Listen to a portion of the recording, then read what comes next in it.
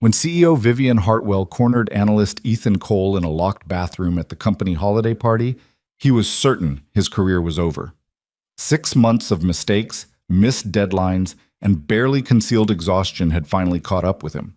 But as she stepped closer, her expensive perfume mixing with the scent of his fierce sweat, she whispered 7 words that would change everything. I know exactly what you're going through. What happened next wasn't a termination. It was something far more dangerous, far more intimate, and far more life-changing than Ethan could have ever imagined. If you want to know how a single conversation in a bathroom transformed 2 lives and revolutionized an entire company, stay until the end. And please, hit that like button and comment with your city so I can see how far this story reaches. Now let's begin. The fluorescent lights in the bathroom flickered once, then held steady, casting harsh shadows across Vivian Hartwell's face as she turned the lock with a decisive click. Ethan Cole's heart hammered against his ribs so hard he was certain she could hear it. This was it. 6 months of barely holding it together, and it was all going to end here, in a women's bathroom at the company holiday party, with the muffled sound of Jingle Bell Rock bleeding through the walls. Ms. Hartwell, he started, but she raised one perfectly manicured hand. Don't, she said quietly. Not yet. Ethan's mouth went dry. He'd been rehearsing his defense for weeks, preparing for the inevitable confrontation about his performance.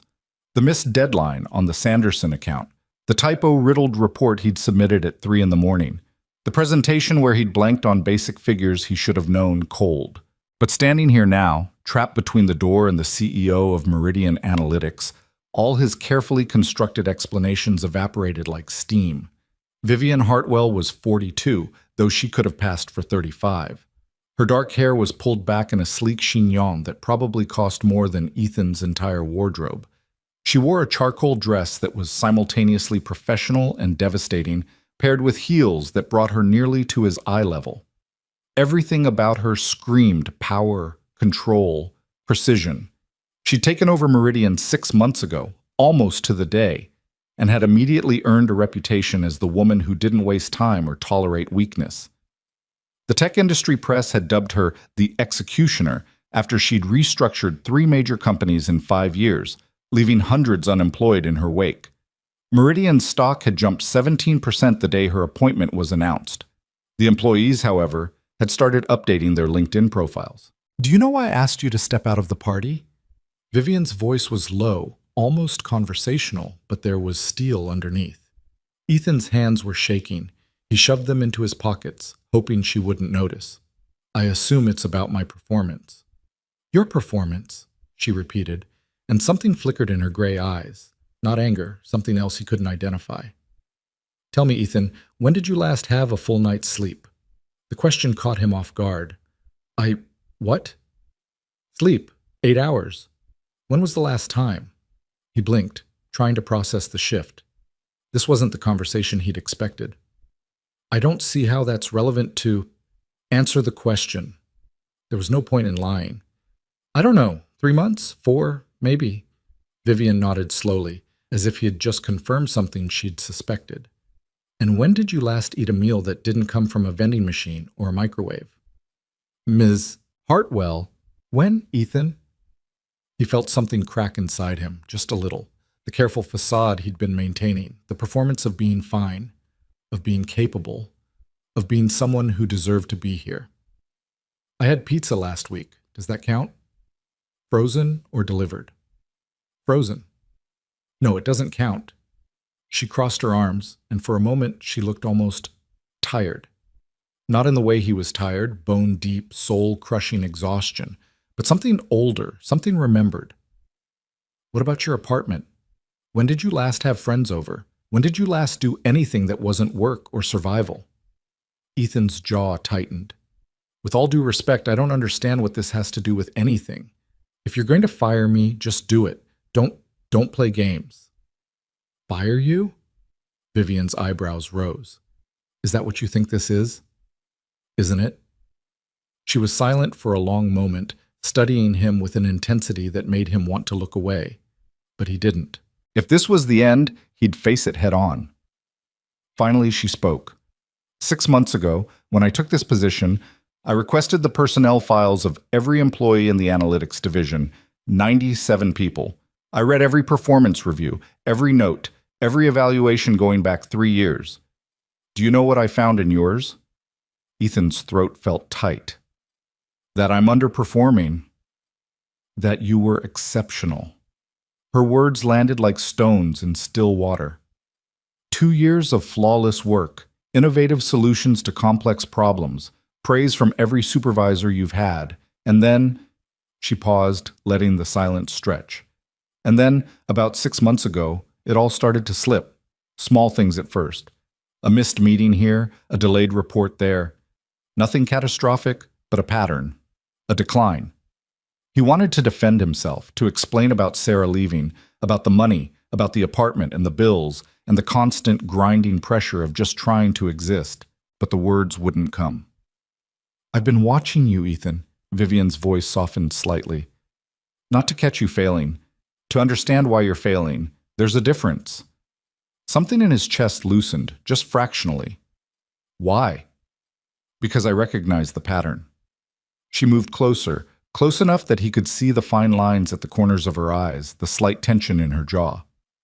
I lived it. Before he could process that statement, his phone buzzed in his pocket. He ignored it, but it buzzed again, and again. Vivian glanced down. You should check that. It's nothing. Check it. With trembling fingers, Ethan pulled out his phone. 3 alerts from his bank app. Insufficient funds. Transaction declined. Overdraft warning. His rent payment, the automatic payment that was supposed to go through tonight, had bounced. He had 3 days before his landlord started eviction proceedings. The bathroom tilted slightly. Ethan pressed his palm against the cool tile wall, fighting the wave of nausea that swept over him. How bad is it? Vivian asked quietly. He almost laughed. How bad? Where did he even start? 6 months earlier, Ethan Cole had been a different person. Not better necessarily, but different. More naive. More optimistic. More certain that life was something you could plan for, control, predict. He'd been with Sarah for 4 years. They'd met at a data science conference in Austin, both of them bored during a panel on predictive analytics, both of them sneaking out early to find actual food instead of conference center sandwiches. She was brilliant, funny, ambitious. She worked in fintech, made good money, had a clear trajectory for her career. They'd moved in together after a year, started saving for a wedding after 2, got engaged after 3. The ring had cost him 2 months' salary. Sarah said it was too much, but her eyes had lit up when she saw it, so he knew he'd chosen right. They'd had plans. A wedding in the spring, a house in the suburbs eventually maybe. Kids someday, when they were both more established. It was all mapped out, comfortable, certain. Then Sarah met Marcus. Marcus was a venture capitalist. Marcus had a Tesla and a loft in the city and a vacation home in Aspen. Marcus didn't work the kind of hours Ethan worked. Marcus had time for weekend trips and spontaneous dinners and the kind of relationship Sarah apparently wanted instead. She told Ethan on a Tuesday. He remembered that detail with crystalline clarity. It was Tuesday around 7 in the evening, and he'd just gotten home from work. She was already packed, 2 suitcases by the door, her side of the closet empty. I need more, she said. Just that. I need more. More than what? More than him? More than the life they'd planned? More than 4 years of building something together? She took half their savings, which was fair, technically, since it was a joint account. She took her half and he kept his half, except his half had to cover the security deposit on a new apartment because he couldn't afford their old place alone. And the furniture they'd bought together, which she didn't want. And the utilities that were still in his name. And the wedding deposits they'd already put down that were non-refundable. His half evaporated in 3 weeks. Then his landlord informed him that the building was being renovated and his rent was going up 40%. He could pay it or move. Moving would cost money he didn't have. Paying it would cost money he also didn't have, but at least he wouldn't have to find a new place, so he paid it, which meant cutting everything else. No more gym membership. No more eating out. No more buying books or games or anything that wasn't strictly necessary. His grocery budget became whatever he could afford after rent, utilities, and loan payments, which turned out to be approximately $60 a week. $60 bought a lot of ramen, a lot of instant coffee, a lot of white bread and peanut butter, and the kind of pasta that came in boxes for 99 cents. It didn't buy vegetables, or fruit, or protein that wasn't processed into something shelf-stable. Ethan told himself it was temporary. He'd get a raise at his annual review. He'd pick up freelance work on the side. He'd figure it out. Then Vivian Hartwell became CEO. Mom. The announcement came via email on a Monday morning. Ethan had been at his desk, nursing his third cup of bad office coffee and trying to focus on a data model that refused to make sense.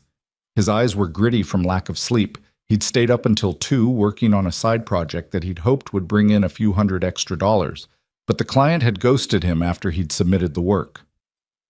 Subject: Leadership transition. Effective immediately. Ethan had clicked it open with the same dull dread he felt every time he saw an email from corporate. These messages were never good news. They were always budget cuts or restructuring or new protocols that made everyone's job harder. Dear Meridian Analytics team, we are pleased to announce that Vivian Hartwell will be joining us as Chief Executive Officer, effective immediately. Ms. Hartwell brings over 15 years of executive experience in the technology sector, with a proven track record of operational excellence and strategic growth. The email went on for 3 more paragraphs, but Ethan stopped reading. He opened a new tab and searched for Vivian Hartwell.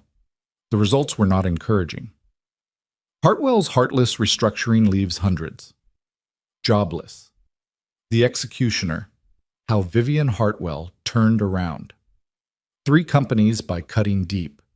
New CEO's first 90 days. Who will survive? There were photos of her at conferences, at board meetings, at industry events. Always poised, always professional, always with that slight, knowing smile that suggested she could see 3 moves ahead of everyone else. "We're screwed," muttered James from the next cubicle over. He was one of the senior analysts, had been with Meridian for 8 years. "She's going to clean house. You watch." "Maybe it won't be that bad," offered Kelly, though her voice lacked conviction. "It's always that bad," James said. "Start updating your resumes." Ethan had gone home that night and stared at his own resume for 2 hours. What did he even have to offer? 2 years at Meridian, doing work that was increasingly sloppy and unreliable. A degree from a decent but not prestigious university. Skills that were solid but not exceptional. He imagined trying to find a new job in his current state, exhausted, broke, barely holding it together. He imagined interviews where they asked about his recent work, and he had to explain the mistakes, the missed deadlines, the decline. He imagined ending up unemployed, unable to pay rent, crashing on someone's couch, except he didn't have anyone whose couch he could crash on anymore. His parents were in Florida, retired on a fixed income.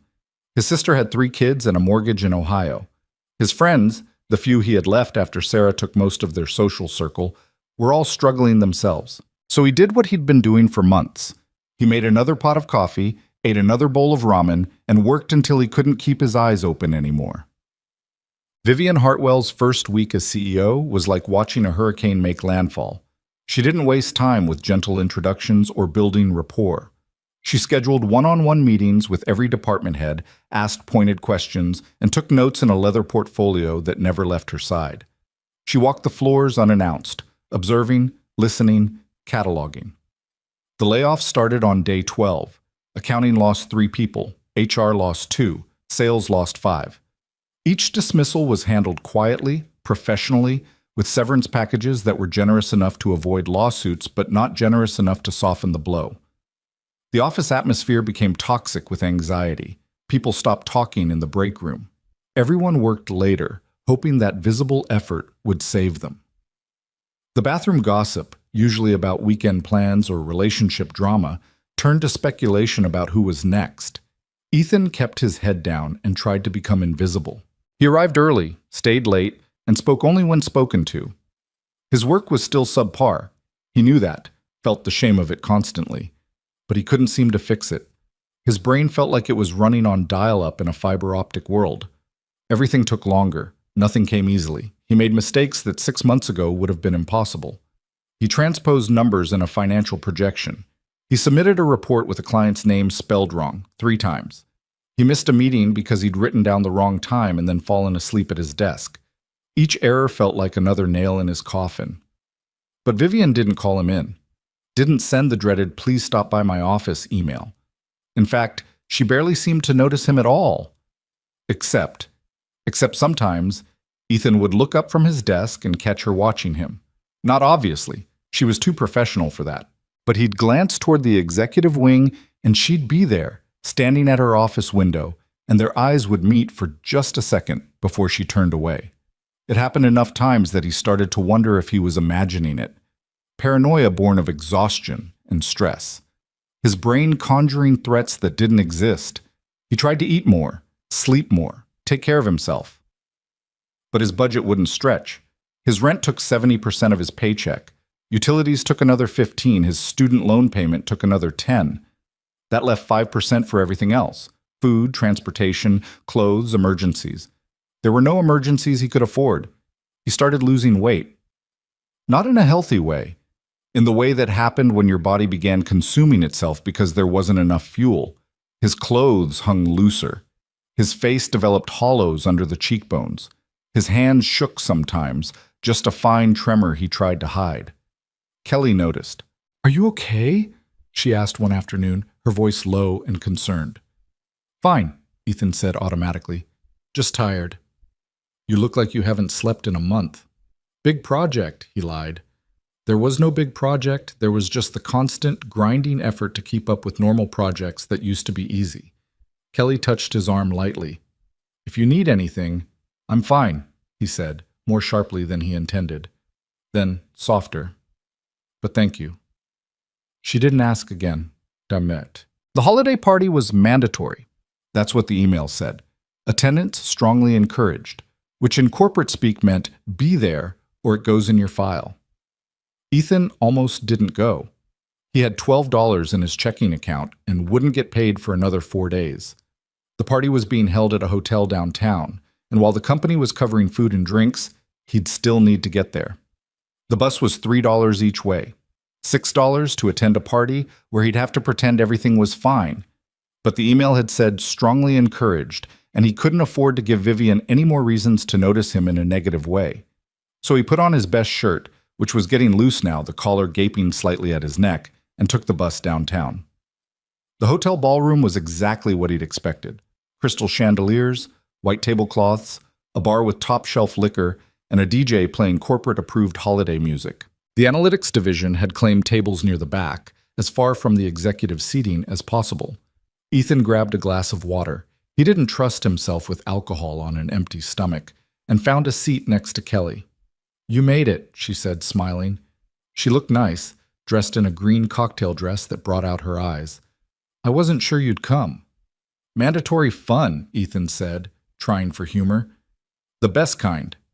She gestured to the buffet tables, groaning under the weight of catered food. "At least the food's good. I've already had 3 plates." Ethan's stomach cramped at the thought of food, but he ignored it. He'd eat later, once the crowd thinned, and he could load up a plate without anyone watching.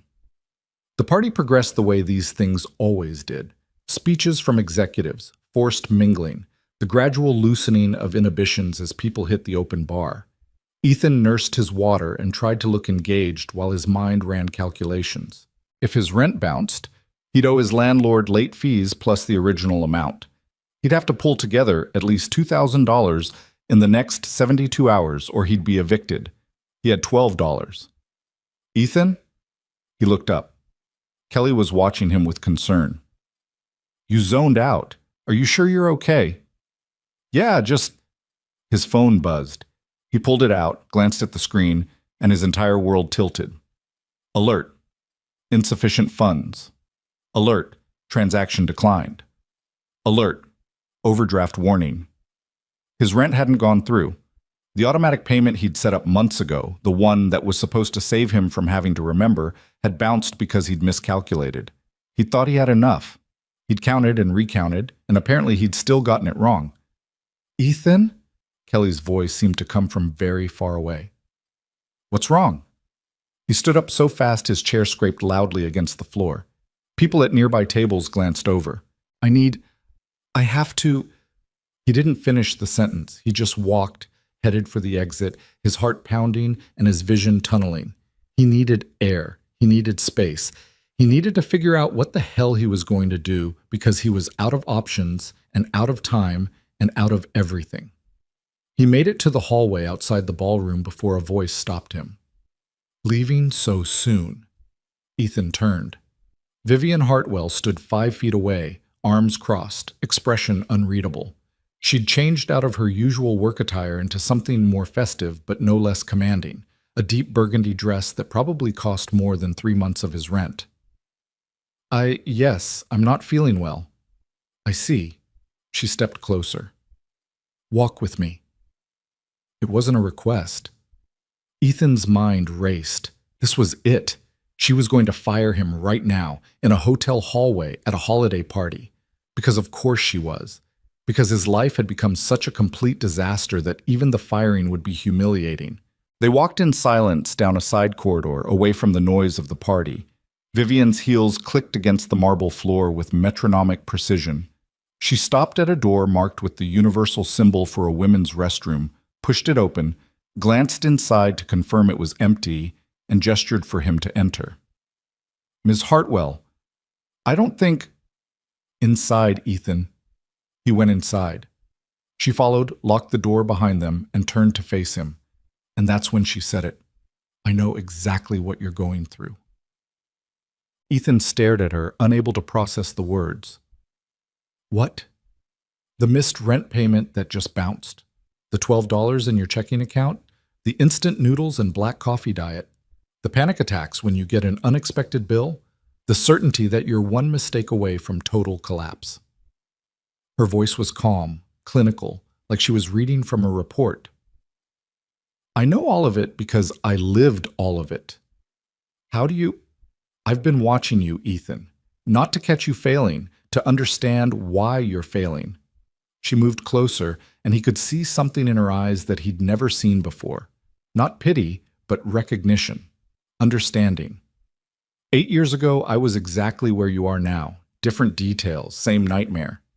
He wanted to ask 1,000 questions, but his throat had closed up. Vivian continued, her voice dropping lower. I was engaged. My fiancé was CFO at a startup that was supposed to go public. We had a house. We had a life. Then the startup imploded, the SEC got involved, and he went to prison for fraud. I had no idea what he'd been doing. I worked 80 hours a week at my own job, but it didn't matter. The house was in both our names. The debts were in both our names. When everything collapsed, half of it landed on me. Ethan's breath caught. What did you do? Kept working. Kept pretending everything was fine. Stopped eating. Stopped sleeping. Stopped taking care of myself in any meaningful way. I told myself I just needed to work harder, be better, prove I could handle it. Her jaw tightened. Instead, I ended up in the hospital with a stress-induced cardiac episode. 34 years old, and my heart nearly gave out because I was too stubborn to ask for help. But you obviously recovered. He gestured vaguely at her, at the expensive dress and the executive position and the life she'd clearly built. I recovered because someone helped me. My boss at the time, the CEO of the company I worked for, figured out what was happening. He created a position for me with better pay. He connected me with a financial counselor. He gave me space to heal. Vivian's expression softened slightly. He saved my life. And when he died 3 years ago, I promised myself I'd do the same for someone else, if I ever had the chance. The bathroom was silent except for the muffled sound of the party bleeding through the walls. Why are you telling me this? Ethan finally asked. Because you remind me of myself. Brilliant, hardworking, drowning, too proud to ask for help.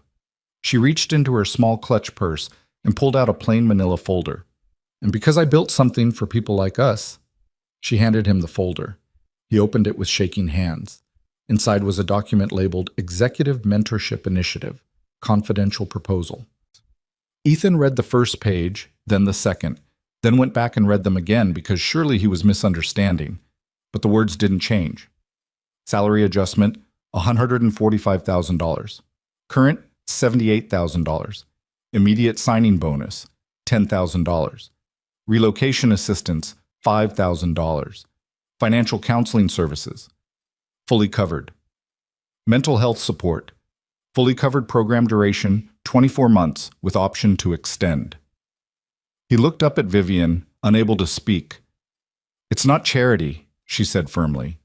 It's an investment. You're good at what you do, or you were, before your life fell apart. I need people like you, Ethan. People who are smart and dedicated and capable of exceptional work when they're not running on empty. She paused. But I also need you healthy. So this program includes mandatory counseling, regular check-ins, and support to make sure you never end up in this situation again. I don't understand. Why me? Because I saw the pattern and I recognized it. Because you're not the first person to struggle like this and you won't be the last. Because our industry chews people up and spits them out, and I'm tired of watching talented employees destroy themselves. Her voice hardened slightly. And because I have the power to do something about it now, and I'm not going to waste that power. Ethan's hands were shaking so badly the folder rattled. What do you want in return? Your best work, your honesty about what you need, your help refining this program so it can help others. She met his eyes directly. And your silence about the personal details I just shared. This stays between us. That's what she'd said when they first walked in. This stays between us. He'd thought she meant his firing. Instead, she meant her past, her vulnerability, the fact that the terrifying CEO, known as the Executioner, had once been just as broken as he was. I don't know what to say. Say yes or say no, but decide tonight, because that rent payment bounces in 3 days, and I can have the signing bonus in your account by Monday morning if you accept. Ethan looked down at the folder again, at the numbers that would change everything, at the lifeline he'd stopped believing existed. There has to be a catch. The catch is that you have to actually use the resources, see the counselor, be honest in the check-ins, take care of yourself. Vivian's expression was serious. I'm not interested in Band-Aid solutions, Ethan. If you take this, you commit to getting better, really better. Can you do that? Could he? He'd been surviving on autopilot for so long he wasn't sure he remembered how to do anything else. But as he stood there in that locked bathroom, holding a folder that promised a way out of the nightmare his life had become, he felt something he hadn't felt in months. Hope. Yes, he whispered, then louder. Yes, I can do that. Vivian nodded once, satisfied. Good. Come to my office Monday morning, 8 sharp. We'll make it official. She moved toward the door, then paused. And Ethan? Eat something before you leave tonight. You look like you're about to pass out. She unlocked the door and walked out, leaving him alone with the folder and the sound of his own heartbeat and the first real breath he'd taken in half a year. Ethan didn't remember walking back into the ballroom. He didn't remember loading up a plate with food from the buffet tables, though he must have, because suddenly he was sitting at an empty table near the back, mechanically eating chicken skewers and pasta salad that tasted like absolutely nothing. His hands had stopped shaking, but only because they'd gone numb. The folder sat on his lap, hidden under his jacket, feeling heavier than it should. Kelly found him 20 minutes later. There you are. I was worried you'd left. She slid into the chair beside him, her expression concerned. What happened? You looked like you'd seen a ghost. I'm fine, Ethan said automatically, then realized how many times he'd said those exact words in the past 6 months. How many times he'd lied to himself and everyone else. Actually, no, I'm not fine, but I think I might be soon. She studied his face. That's cryptic. I know. I'm sorry. He set down his fork, suddenly aware that he'd eaten half the plate without tasting any of it. His stomach felt strange, stretched, and uncomfortable. Too much food too fast after months of not enough. I can't really explain right now, but things are going to change. Good change or bad change? He thought about Vivian's words in the bathroom, about the salary that would more than double his income, about the counseling and the support and the chance to actually fix what had broken. Good change, I think. Kelly reached over and squeezed his hand briefly. You deserve good change, Ethan. You've been through hell.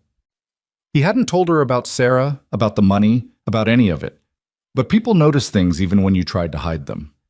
The weight loss, the exhaustion, the way he'd withdrawn from every social interaction that wasn't strictly necessary. You couldn't hide a slow-motion collapse. Not really. Thank you. he said quietly. The DJ announced the last song of the night, some upbeat pop number that got a few people onto the makeshift dance floor. Ethan watched them spin and laugh, loosened by alcohol and holiday spirit, and felt like he was observing from another planet. He'd been so disconnected from normal life, from the simple pleasure of enjoying a moment without the constant background hum of panic. Maybe that would change now. Maybe he could learn to be a person again instead of just a survival mechanism wearing a human suit. He stayed until the party officially ended, then took the bus home through streets decorated with Christmas lights that blurred in the windows. His apartment was exactly as he'd left it. A studio with bare walls, minimal furniture, and the kind of silence that felt oppressive. He'd sold most of his belongings months ago, the TV, the gaming console, the decent coffee maker, anything that wasn't essential. What remained was functional and depressing. Ethan sat on his bed and opened the folder again, reading every word carefully. The program details, the salary structure, the support services. It all seemed too good to be true, which meant his brain immediately started searching for the trap. Why would Vivian do this? What did she really want? Was this some elaborate test, a way to see if he'd sell out his integrity for money? Would he show up Monday morning and find out it was all a cruel joke? But then he remembered her voice when she talked about her own past, the tightness in her jaw, the way her hands had clenched briefly when she mentioned the hospital. That hadn't been an act. You couldn't fake that kind of remembered pain. She'd lived this. She understood. And now she was offering him the same lifeline someone had once offered her.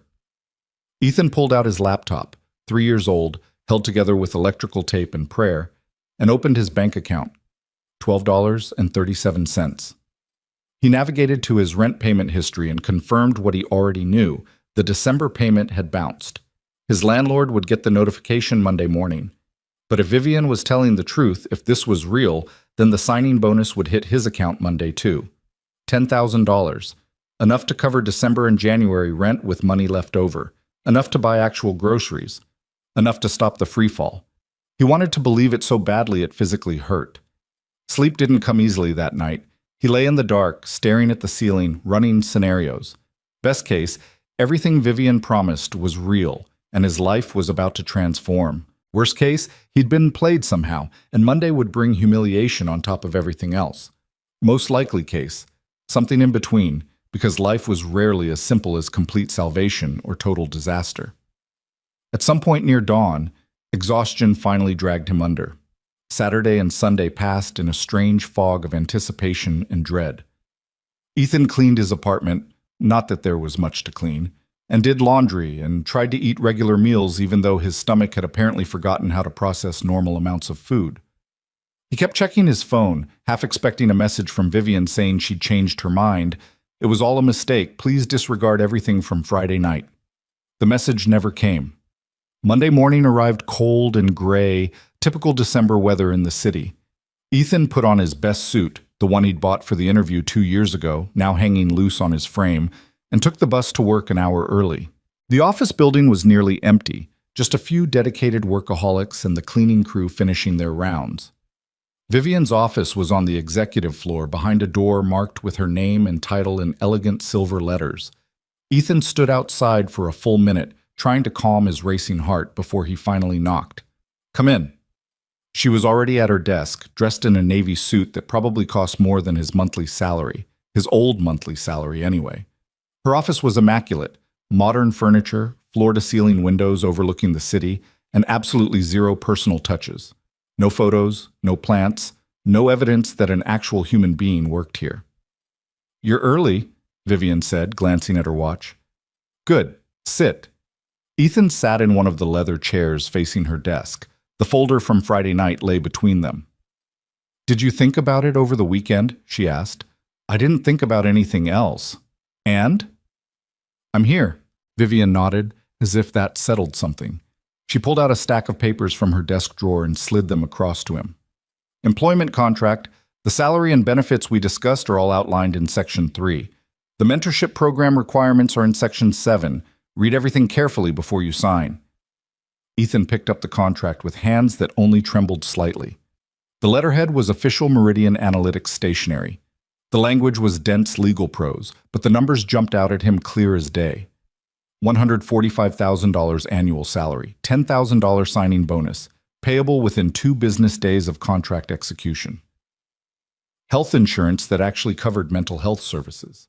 2 weeks paid time off, plus sick days, plus the option to work remotely when needed. It was real. All of it was real. Section 7, Vivian prompted. He flipped to the relevant page and started reading. The mentorship program required weekly one-on-one meetings with Vivian, bi-weekly sessions with a financial counselor, monthly check-ins with a mental health professional, and quarterly performance reviews. Participants were expected to maintain certain standards, not perfection, but consistent effort toward improvement. The counseling is mandatory, Vivian said, non-negotiable. If you skip sessions without valid cause, you're out of the program. I understand. Do you? Because I need you to really understand, Ethan. This isn't just about throwing money at the problem. Money helps. It helps a lot. But it's not enough by itself. You need to address why you ended up here. The breakup, the financial stress, the isolation, all of it. He looked up from the contract. You think I need therapy? I think you need support. Therapy is part of that. Her expression softened fractionally. I fought it at first too. Thought I could handle everything on my own, that asking for help was weakness. Then my therapist pointed out that refusing help when you're drowning isn't strength, it's just a slower way to die. The bluntness of it hit him like cold water. That's dark. It's true. She leaned back in her chair. You're smart enough to know you can't keep going the way you were. That's why you're here. So don't waste this opportunity by half-assing the recovery part. Ethan read through the rest of the contract, every clause and subsection, even though he'd already made his decision before he walked through the door. Finally, he picked up the pen Vivian had placed beside the papers. Where do I sign? She showed him. 4 places, initials and signature, date and print name. When he finished, she signed as well, her handwriting confident and precise. Done, she said. The signing bonus will be in your account by end of business Wednesday. Your new salary starts with the next pay cycle, which is Friday. Any questions? Just one. Ethan hesitated. Why are you doing this? Really? Vivian was quiet for a moment, her fingers drumming lightly on the desk. Because I can. Because someone did it for me. Because the system is designed to chew up people like us, and I'm tired of watching it happen. She met his eyes directly. And because I see potential in you that's being wasted on survival mode. I want to know what you can do when you're actually functioning at full capacity. It was the most honest answer he could have hoped for. Not altruism, not pity, but enlightened self-interest mixed with genuine understanding. Vivian wanted good employees, and she was willing to invest in creating them. Thank you, Ethan said. I won't let you down. Don't thank me yet. Wait until you've been through a few sessions with Dr. Morrison. She's the therapist. She's excellent, and she does not accept bullshit. Vivian pulled out her phone and tapped something. I'm sending you her contact information now, along with the financial counselor's details. Schedule your first appointments by end of week. Ethan's phone buzzed. 2 new contacts, Dr. Sarah Morrison, licensed clinical psychologist, and David Chen, certified financial planner. Our weekly meetings will be Tuesdays at 7 a.m., Vivian continued. I know it's early, but it's the only consistent slot I have. We'll meet in the small conference room on this floor, more private than my office. 7 a.m. is fine. I'm usually here by 6:30 anyway. I know, I've noticed. She stood, indicating the meeting was over. One more thing, Ethan. This program is confidential. HR knows the basic structure, but the personal details, yours, mine, anyone else who might join, those stay private. Understood? Yes. Good. Now get back to work. You have a data model to finish for the Henderson account.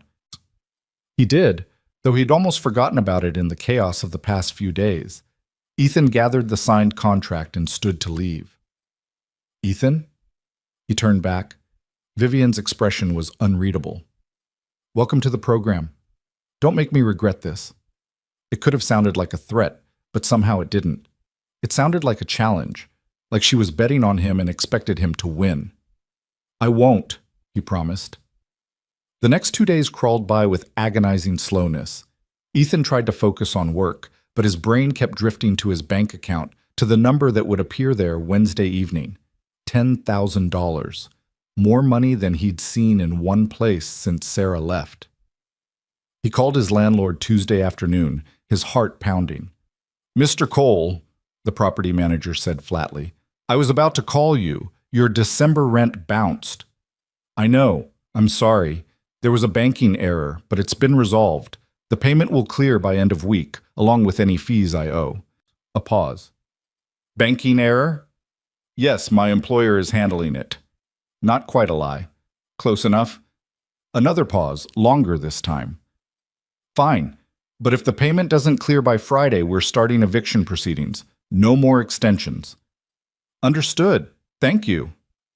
Ethan hung up and let out a breath he hadn't realized he was holding. Friday. He could make it to Friday. Wednesday evening at 6:47 p.m., his phone buzzed with a notification from his banking app. He opened it with shaking hands. Deposit, $10,000 or dollars. New balance, 10,012.37. Ethan stared at the number until his vision blurred. It was real. All of it was real. He wasn't going to be evicted. He could buy groceries. He could breathe. He sat down on his bed and cried for the first time since Sarah left. Great heaving sobs that came from somewhere deep and broken.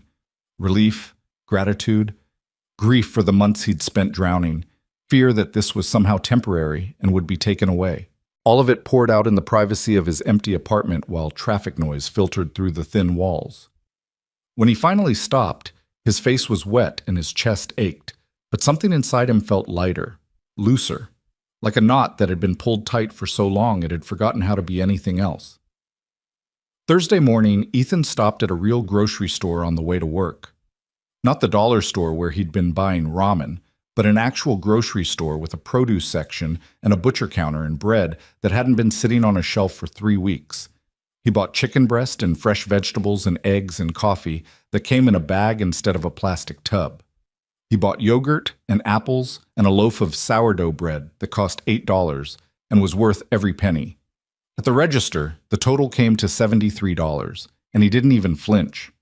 That night, he cooked a real meal for the first time in half a year. Nothing fancy, just pan-seared chicken with roasted broccoli and rice, but it tasted like hope, like the possibility of normal life, like maybe he could be okay again. Friday brought his first paycheck under the new salary structure. The difference was staggering. After taxes and deductions, his take-home had more than doubled.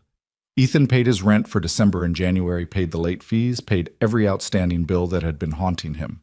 His bank balance still had $4,000 in it. $4,000. Emergency fund territory, breathing room territory. Not having a panic attack every time his phone buzzed territory. Saturday. He called Dr. Morrison and scheduled his first therapy appointment for the following week. The conversation was brief and professional. She asked a few basic questions. Was he in crisis? Did he have any immediate safety concerns? What were his goals for therapy? And then confirmed the appointment time. "I'm looking forward to working with you, Ethan," she said before they hung up.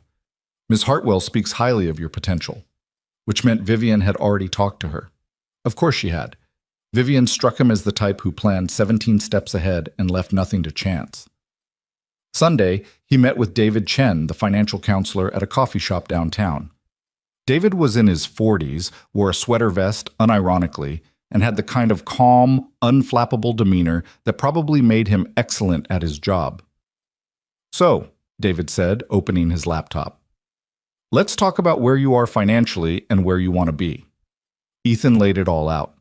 The student loans, the credit card debt from covering expenses after Sarah left, the complete absence of savings, the rent that ate most of his income, the fear that had been his constant companion for months. David listened without judgment, taking notes, asking clarifying questions. When Ethan finished, David pulled up a spreadsheet. "Okay, here's what I'm thinking. First priority is building an emergency fund. 3 months of expenses minimum. Based on your new salary, we can do that in about 4 months if we're aggressive. Second priority is paying down the credit card debt. Third is increasing your student loan payments to reduce the long-term interest. And fourth is starting retirement contributions because you're young enough that compound interest is your best friend. He walked Ethan through the budget he'd created, showing where the money would go each month. It was detailed and practical and made everything feel manageable instead of overwhelming. This assumes you don't have any major unexpected expenses, David added. But that's what the emergency fund is for. Once you have that buffer, the anxiety decreases significantly. How do you know about the anxiety? David smiled slightly. Because everyone I work with through this program has it. Financial stress isn't just about the numbers, Ethan.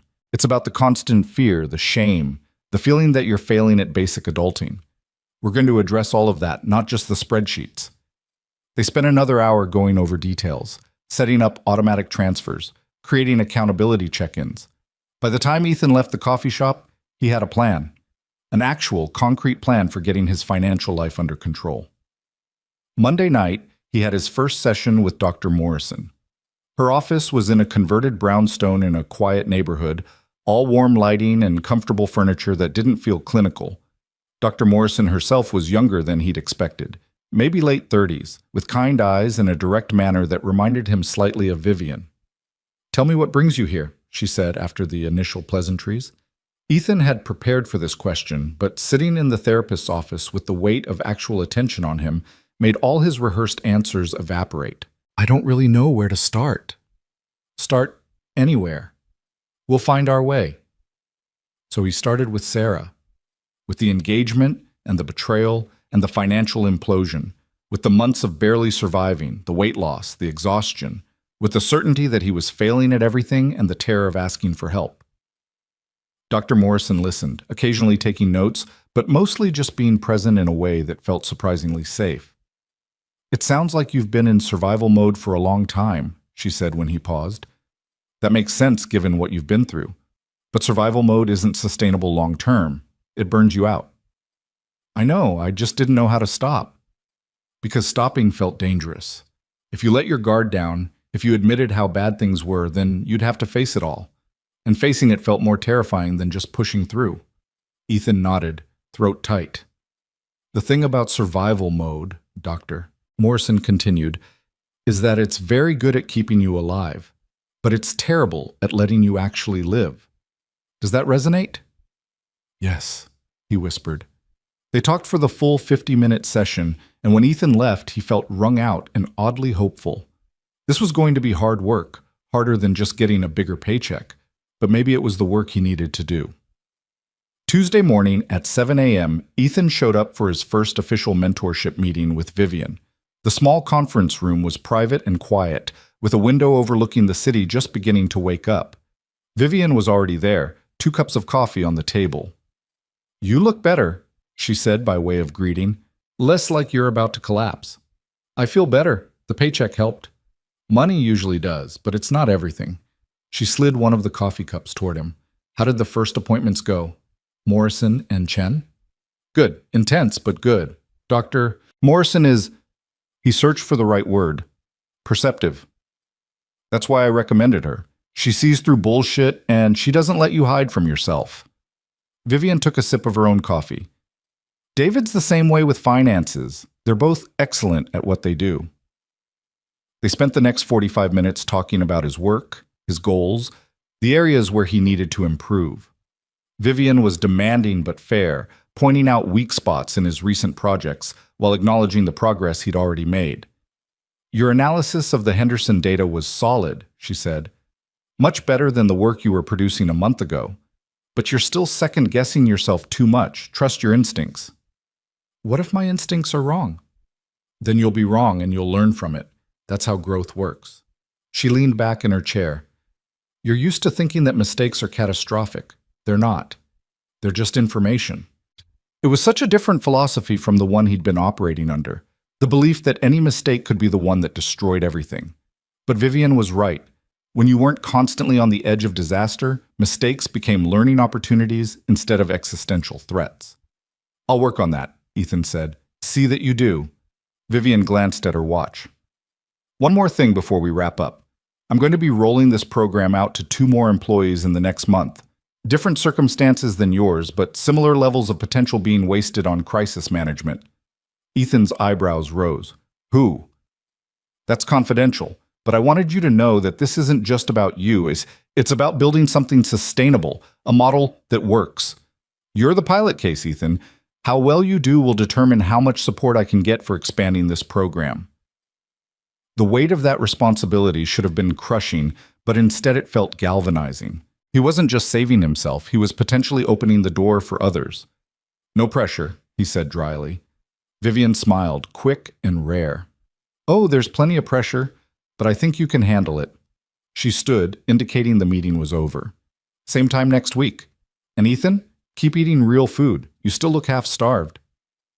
Over the next 3 weeks, Ethan settled into a new rhythm. Work, therapy, financial planning, weekly check-ins with Vivian. It should have felt overwhelming, but instead it felt like structure, like someone had given him a framework to rebuild on. His work improved dramatically. With actual sleep and actual food fueling his brain, he could think clearly again. Problems that had seemed insurmountable became solvable. The Henderson account analysis turned into a full proposal that impressed the client enough to expand their contract.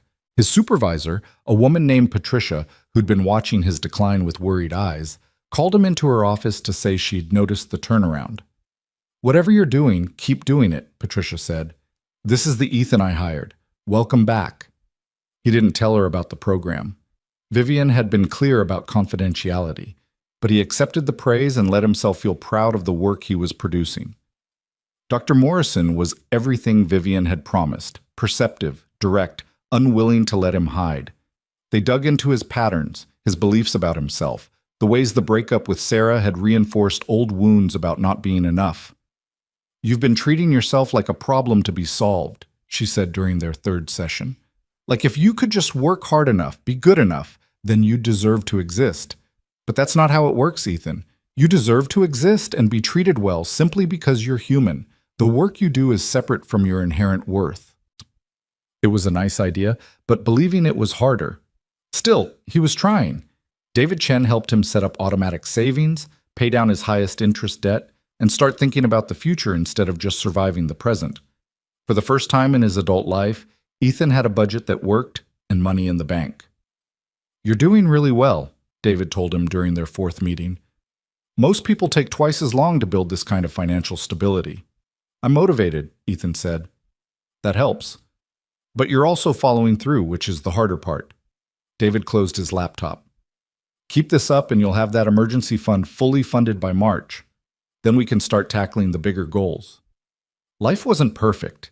Ethan still had bad days, still caught himself spiraling sometimes, still felt the phantom weight of those months of crisis. But he was learning to recognize the patterns, to ask for help before things got critical, to trust that he had support instead of being alone.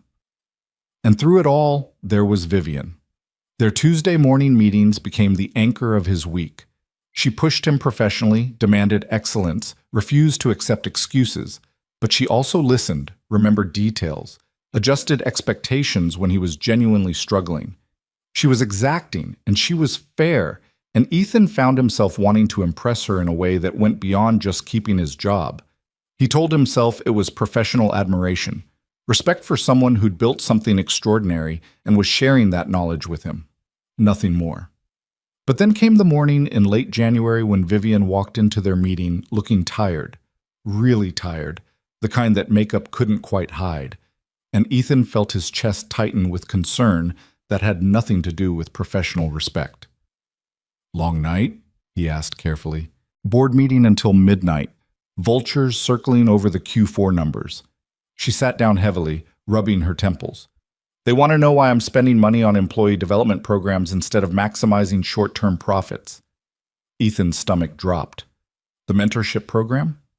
"Among other things." Vivian looked up at him. "Don't worry, I can handle the board, but I need results to show them. Real, quantifiable results." "What kind of results?" "The kind where your work speaks for itself. The kind where other people notice the difference." She leaned forward. "I need you to be undeniable, Ethan. Can you do that?" He thought about the past month, about how far he'd come from the person who'd nearly collapsed at the holiday party, about the potential Vivian had seen in him when he couldn't see it himself. "Yes," he said, "I can do that." And he meant it, The opportunity to prove himself came faster than Ethan expected. 2 days after that conversation with Vivian, Patricia called an emergency team meeting about the Kaufman Industries account, a potential client worth $8 million in annual revenue. They'd been courting Kaufman for 6 months, but the CEO was notoriously difficult to impress and had rejected 3 previous proposals. "They want something innovative," Patricia said, her stress evident in the tension around her eyes. "Something that demonstrates we understand their business better than they understand it themselves. We have 2 weeks to deliver a presentation that will blow their minds, or we lose them to Anderson Consulting." The room fell silent. Anderson Consulting was the biggest name in the industry, with resources Meridian couldn't match. Competing with them head-to-head was like bringing a knife to a gunfight. "I'll take lead on it," Ethan heard himself say. Everyone turned to look at him. Patricia's eyebrows rose. "Ethan, this is high stakes. Are you sure you're ready for that level of pressure?" 3 months ago, he would have said no, would have deflected, played it safe, hidden behind someone more senior. But 3 months ago, he'd been a different person. "I'm sure," he said steadily. "I've been studying Kaufman's operations. I have ideas." Patricia studied him for a long moment, clearly weighing the risk. "All right, you've got lead. James and Kelly, you'll support him. 2 weeks, people. Make it count." Ethan spent that night at the office until 11, pulling everything he could find on Kaufman Industries. Financial reports, trade publications, competitor analyses, industry trends. The company manufactured industrial components, not sexy, not exciting, but essential to dozens of supply chains. Their biggest problem was inefficiency in their distribution network, which was costing them approximately $12 million annually in excess logistics costs. Most consulting firms would address that directly, proposing streamlined routing and warehouse optimization. Standard solutions. Expected solutions. Ethan had a different idea. He called Vivian at 6 the next morning before their scheduled meeting. She answered on the second ring, sounding wide awake despite the early hour. "This better be important, Ethan.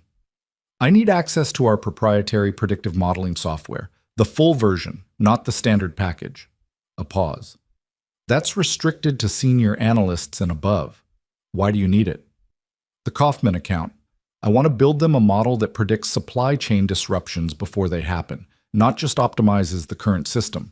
If I can show them how to avoid the disruptions entirely, the distribution inefficiency becomes irrelevant." Another pause, longer this time. "That's ambitious. Can you actually build that in 2 weeks?" "I think so, but I need the software access in about 80 hours of uninterrupted work time. If you pull this off, it's exactly the kind of undeniable result I was talking about." Her voice sharpened with something that might have been approval. "Access granted. I'll have it set up your credentials by 9. Don't make me regret this."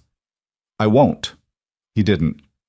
For the next 13 days, Ethan lived and breathed the Kaufman project. He arrived at the office at 5 in the morning and left around midnight. He ate lunch at his desk and dinner at his desk, and probably would have slept at his desk if Kelly hadn't physically dragged him home a few times.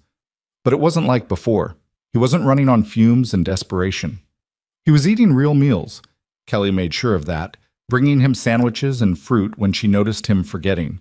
He was sleeping, even if not enough. He was functioning, sharp and focused, instead of just grinding himself down. The model came together piece by piece. Historical data on Kaufman's suppliers, weather patterns that affected shipping routes, geopolitical factors that created bottlenecks, maintenance cycles for transportation equipment. Ethan fed it all into the predictive software and watched the algorithms find patterns that human analysis would have missed. James helped with the data visualization, creating interactive dashboards that would let Kaufman's executives explore different scenarios in real time. Kelly handled the financial projections, showing exactly how much money the predictive model would save over 1 year, 3 years, 5 years. The numbers were staggering. If the model worked as designed, Kaufman could cut their logistics costs by 40% while simultaneously improving delivery times. It was the kind of transformation that could revolutionize their entire operation. "This is brilliant," Patricia said when Ethan presented the preliminary version to her. "Genuinely brilliant. How confident are you in the accuracy?" 92% based on backtesting against the last 3 years of Kaufman's actual performance. The model correctly predicted 87% of their major disruptions. And the other 13%? Black swan events. Completely unpredictable factors. No model can account for everything, but this gets us closer than anything else available. Patricia nodded slowly, and Ethan could see her mentally calculating the odds. Okay, you present this to Kaufman's executive team on Friday. Full formal presentation, 30 minutes plus Q&A. Think you can handle that? His heart rate kicked up, but not with panic, with anticipation. Yes. Good. Because Vivian Hartwell will be in the room. She wants to see this herself. Of course she did. The board was watching her programs, questioning her spending. She needed wins just as much as he did. Ethan spent the final 2 days refining the presentation until every slide was perfect, every transition smooth, every talking point memorized. He practiced in front of Kelly and James until they could recite it along with him. He ran through potential questions and prepared answers for each one. The night before the presentation, Dr. Morrison asked him how he was feeling. Nervous, he admitted, but good nervous, excited nervous. Not the kind of nervous where I think I'm going to fail. That's growth, she said, smiling. 3 months ago, could you have imagined feeling this way? He thought about the man who'd stood in that bathroom at the holiday party, certain his life was over. No, definitely not. You've done remarkable work, Ethan, not just on this project, but on yourself. Whatever happens tomorrow, remember that. The presentation was scheduled for 2 p.m. at Kaufman's headquarters downtown. Ethan arrived an hour early with James and Kelly, setting up the equipment and doing final sound checks. His hands were steady. His mind was clear. Vivian showed up 30 minutes before start time, impeccable in a gray suit that probably cost more than most people's monthly rent. She pulled Ethan aside while James and Kelly finished the setup. "How are you feeling?" she asked quietly. "Ready?" She studied his face, those sharp gray eyes, missing nothing. "You've come a long way since December. I had help. You did the work. I just provided resources." She glanced toward the conference room where Kaufman's executives were gathering. "These people are tough. They don't suffer fools and they don't accept mediocrity. Show them what you're capable of." "I will." Vivian's expression softened almost imperceptibly. "I know you will. That's why I'm here." The Kaufman executives filed in at exactly 2:00, 6 of them, all senior leadership, all looking skeptical. Their CEO, Richard Kaufman, was a barrel-chested man in his 60s with the kind of aggressive handshake that felt like a challenge. He took the seat at the head of the table and fixed Ethan with a stare that would have been intimidating 3 months ago.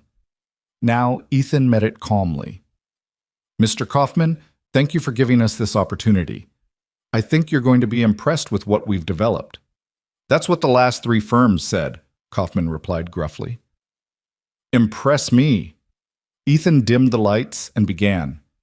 He walked them through Kaufman Industries' current distribution challenges, using their own data to illustrate the scale of the problem. 12 million in annual losses, delayed shipments affecting customer satisfaction, inefficiencies that were costing them competitive advantage. The executives nodded. This was familiar territory, nothing they didn't already know. Then Ethan shifted gears. Most consulting firms would tell you to optimize your current system. Better routing, consolidated warehouses, improved scheduling. Those solutions would save you maybe 2-3 million annually. We're proposing something different. He pulled up the predictive model, the interface elegant and intuitive. Instead of reacting to disruptions, what if you could see them coming? What if you knew 3 weeks in advance that a supplier in Taiwan was going to have production delays because of monsoon season? What if you could reroute shipments around a highway closure that hasn't been announced yet? What if you could predict equipment failures before they strand your freight? He demonstrated, running scenarios in real time. The model flagged a potential bottleneck in Kaufman's Seattle distribution hub, projected it would cause a 7-day delay, and suggested 3 alternative solutions complete with cost-benefit analyses. "This is based on your actual data from last March," Ethan explained. The model predicted this disruption with 94% accuracy.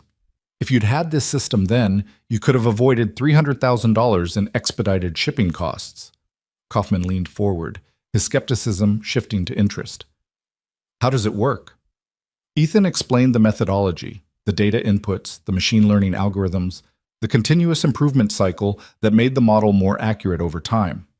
He showed them the financial projections, 40% reduction in logistics costs within the first year, improving to 55% by year 3.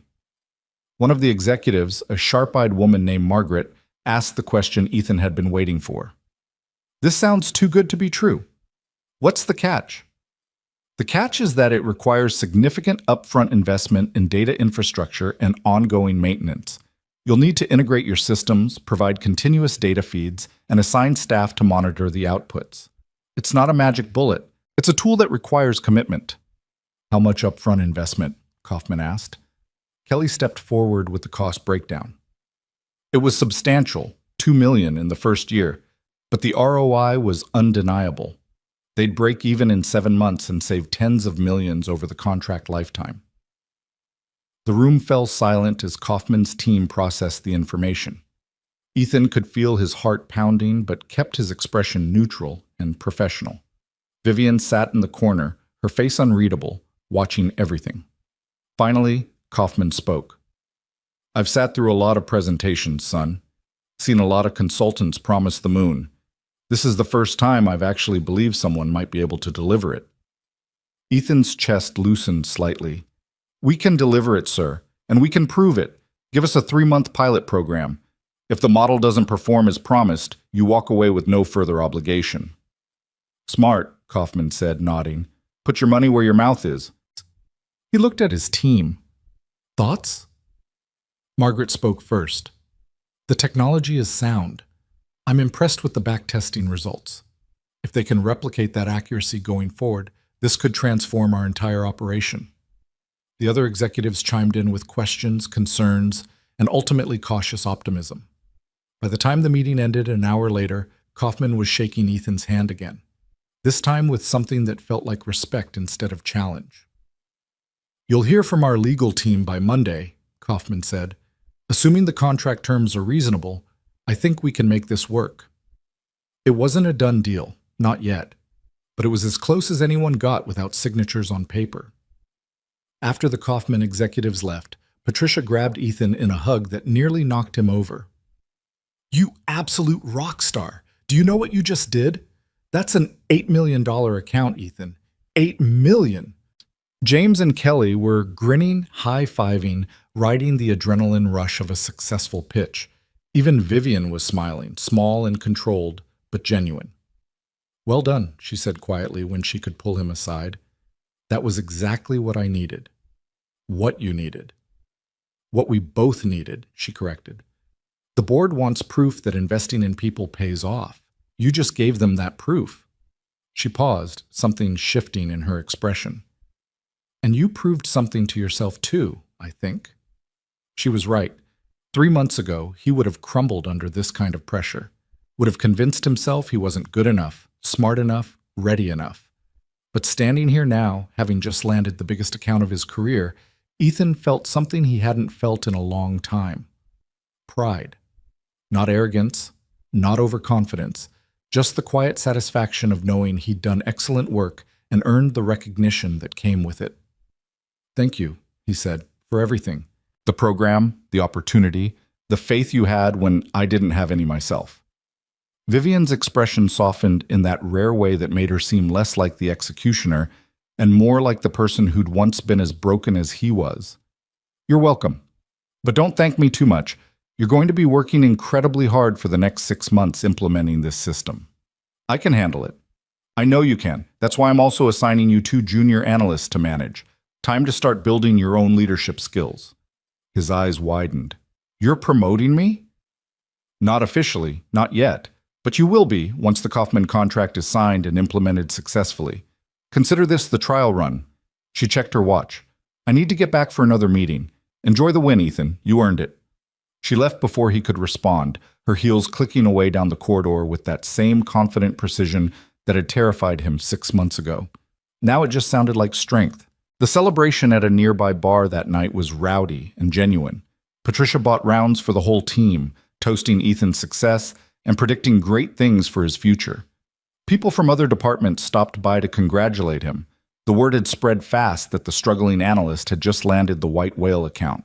Ethan nursed a single beer and let the warmth of accomplishment sink in. Kelly sat beside him, her face flushed with happiness and alcohol. "You know what the best part is?" she said. "Watching you come back. It was like watching someone return from the dead." He looked at her, this woman who'd been kind when he was barely functional, who'd brought him food and checked on him and never once made him feel like a burden. "I couldn't have done it without people like you." "Yeah, you could have, but I'm glad you didn't have to." She clinked her glass against his. "To not doing it alone." "To not doing it alone," he echoed. When he finally got home that night, early by celebration standards, but he still had a therapy appointment in the morning, Ethan lay in bed and took stock of his life. 4 months ago, he'd been drowning.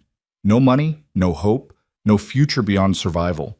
Now he had savings in the bank, had a career that was not only stable but thriving, had support systems and people who cared, and the beginning of belief that he might actually be okay. His phone buzzed with a text from an unknown number. He opened it, frowning. "Congratulations on the Kaufman account. I knew you had it in you. VH." Ethan stared at the message. Vivian had never texted him before. Their communication was always formal, scheduled, professional. This felt different, personal. He typed back, "Thank you. Couldn't have done it without your support." The reply came quickly. "Don't sell yourself short. The work was all you. Sleep well, Ethan. You've earned it." He did sleep well, better than he had in months. And when he woke up the next morning to his alarm at 5:30, he actually felt rested instead of just less exhausted. The next 2 weeks were a whirlwind of contract negotiations and implementation planning. Kaufman's legal team had questions. Their technical team had concerns. Their finance team wanted guarantees. Ethan handled it all with a confidence that surprised even him, backed up by James and Kelly, and occasionally Vivian when executive presence was needed. During their Tuesday morning meeting, Vivian informed him that 2 more employees had joined the mentorship program. "I can't tell you who," she said, "but I wanted you to know. Your success made it possible to expand. The board approved funding for 5 more positions based on the ROI you've demonstrated." Ethan felt something shift in his chest. 5 more people get help because I didn't fail? 5 more people get help because you succeeded spectacularly. There's a difference. She pulled out a folder, similar to the one she'd given him in December, but thicker. "I also want to start involving you in the program itself, helping identify candidates, providing peer mentorship, sharing your experience. Think you're interested?" "Absolutely. When do we start?" "Next month. First, we need to get Kaufman fully implemented and you fully promoted. One transformation at a time." But the transformation was already happening in ways Ethan was only beginning to recognize. His sessions with Dr. Morrison were peeling back layers of belief systems he'd been operating under for years. The idea that his worth was tied to productivity, that asking for help was weakness, that he had to be perfect to deserve basic respect. "You're allowed to be human," Dr. Morrison told him during one session. "You're allowed to make mistakes, have needs, take up space. Those aren't things you earn through achievement. They're inherent rights."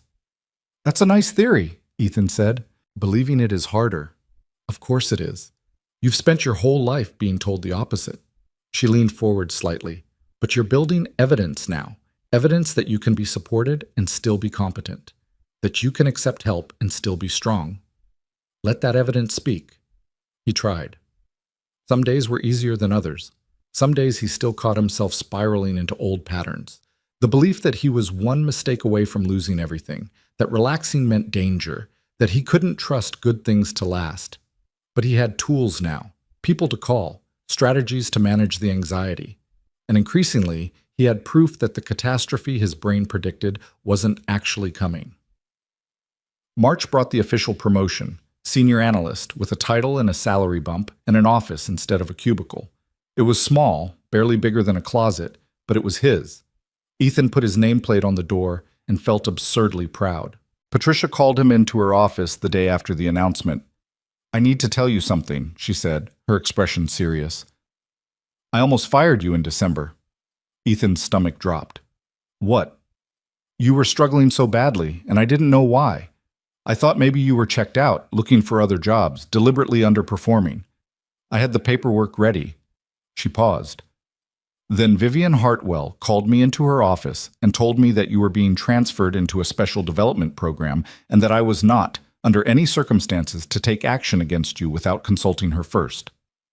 "She did that?" "She did that. And she didn't explain why, just said it was handled at the executive level." Patricia smiled slightly. "I was annoyed at the time, felt like she was overstepping, but watching what you've accomplished in the last 4 months, I get it now. She saw something in you that I was too close to see." Ethan didn't know what to say. He'd known Vivian had protected him, but hearing the specifics, knowing how close he'd come to losing everything right before she stepped in, was overwhelming. "Thank you for telling me," he managed. "Thank you for proving her right. You've become one of my best analysts, Ethan. Keep doing what you're doing." That night, Ethan wanted to thank Vivian properly, not just with an email or a quick comment in their Tuesday meeting. He found himself lingering after hours, knowing she usually worked late, and finally knocked on her office door around 7. "Come in." She was at her desk, reading glasses perched on her nose, surrounded by reports and financial projections. She looked up when he entered and removed the glasses. "Ethan, something wrong?" "No, I just—" He closed the door behind him. "Patricia told me you stopped her from firing me in December, before the program, before everything." Vivian set down the document she'd been reading. "She shouldn't have told you that." "Maybe not, but I'm glad she did." He moved closer to her desk. "I never really understood how close I came to losing everything, or how much you risked by intervening. It wasn't a risk, it was a calculated decision based on available data." "It was faith," Ethan corrected gently. "You had faith I could recover when everyone else, including me, thought I was done." She was quiet for a moment, and in the evening light filtering through her office windows, she looked tired. Not exhausted like he'd been, but carrying the weight of too many decisions, too many responsibilities. "I saw myself in you," she said finally. "That's not entirely professional to admit, but it's true. I saw someone drowning and I remembered what that felt like, and I couldn't just watch it happen. Not when I had the power to help. It was more than help. You saved my life. Don't be dramatic." "I'm not." Ethan held her gaze. "I was 3 days from eviction and maybe a week from a complete breakdown. Without this program, I don't know where I'd be right now. Probably not here. Probably not anywhere good." Vivian's expression shifted, something vulnerable flickering across her features before she locked it down. "Well, you are here, and you're thriving. That's what matters." "Because of you." "Because of you," she countered. "I provided resources. You did the actual work of rebuilding." They looked at each other across the desk, and Ethan felt something electric in the air between them. Something that had been building slowly over months of Tuesday morning meetings and professional conversations and moments of unexpected connection. He should leave, should thank her and go home and maintain the appropriate boundaries between mentor and mentee, between CEO and employee. But he didn't want to. "Vivian," he started, then stopped, unsure how to finish the sentence. She stood up, moving around the desk to stand closer to him. "Whatever you're about to say, think very carefully. We have a professional relationship. I'm your boss, the power dynamic. I know. I understand all of that." His heart was pounding. "But I also think you feel this too, whatever this is." Her jaw tightened. "Ethan, am I wrong?" The silence stretched between them, heavy with possibility and danger. Finally, Vivian spoke, her voice low. "No, you're not wrong." The admission hung in the air like a confession. Ethan's breath caught. "But that doesn't mean we act on it," Vivian continued firmly. "This program, your career, everything we've built, it's all predicated on appropriate professional boundaries. If we cross that line, we risk everything." "I know." And he did know.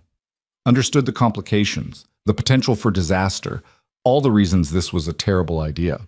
But standing here in her office with the city lights starting to twinkle outside, and Vivian looking at him with an expression that matched the want he felt in his own chest, those reasons felt distant and academic. "I should go," he said, not moving.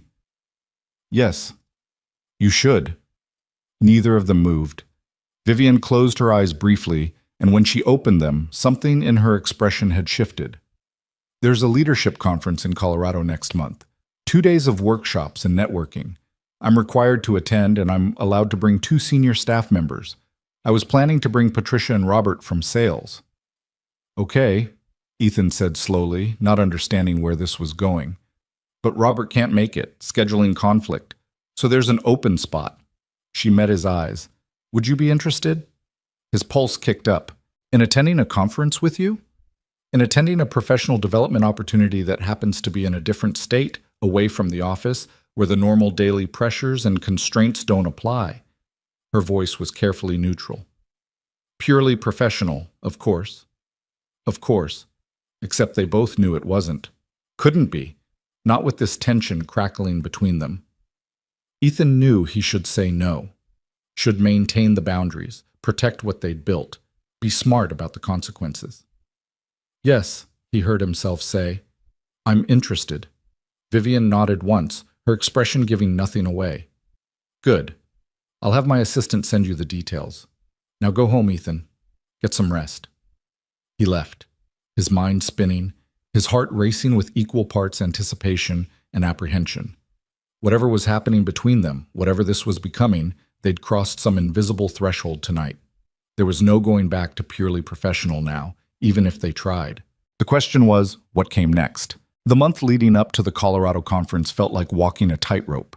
Ethan threw himself into work with an intensity that impressed even Patricia, managing the Kaufman implementation while simultaneously mentoring the 2 junior analysts Vivian had assigned him.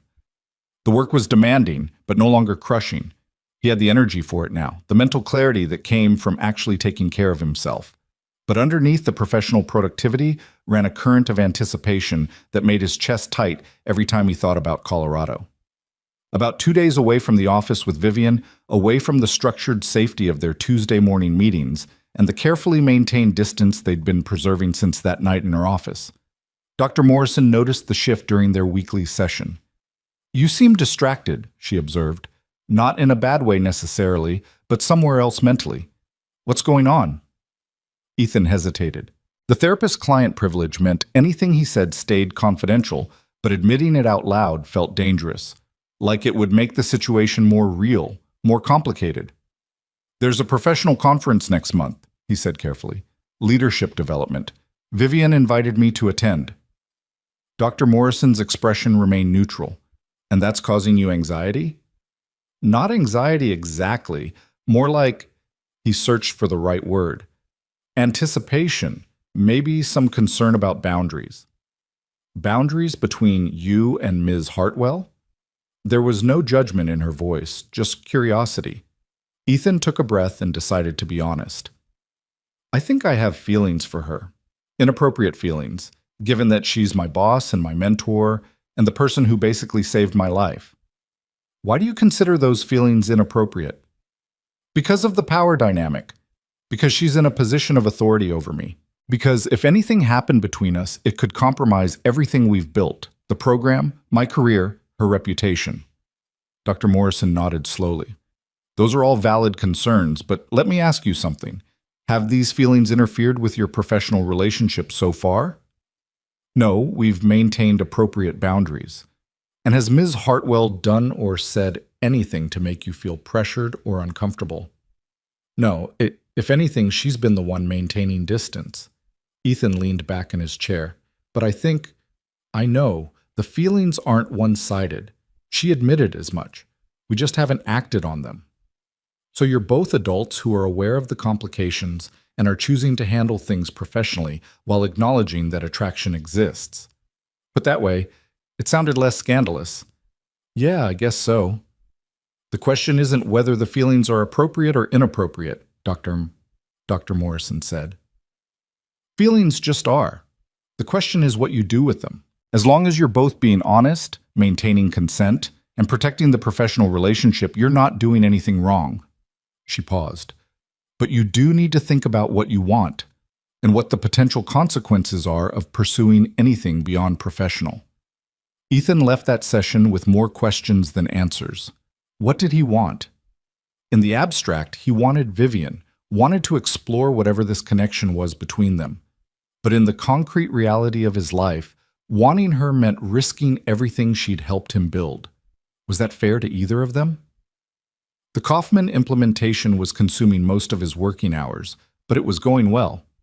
The predictive model was performing even better than projected, catching potential disruptions with 96% accuracy. Richard Kaufman himself called to express his satisfaction. "Your team is excellent, son," Kaufman said over speakerphone during one of their progress check-ins. "We're seeing results already, real, measurable improvements to our bottom line." Patricia was beside herself with joy.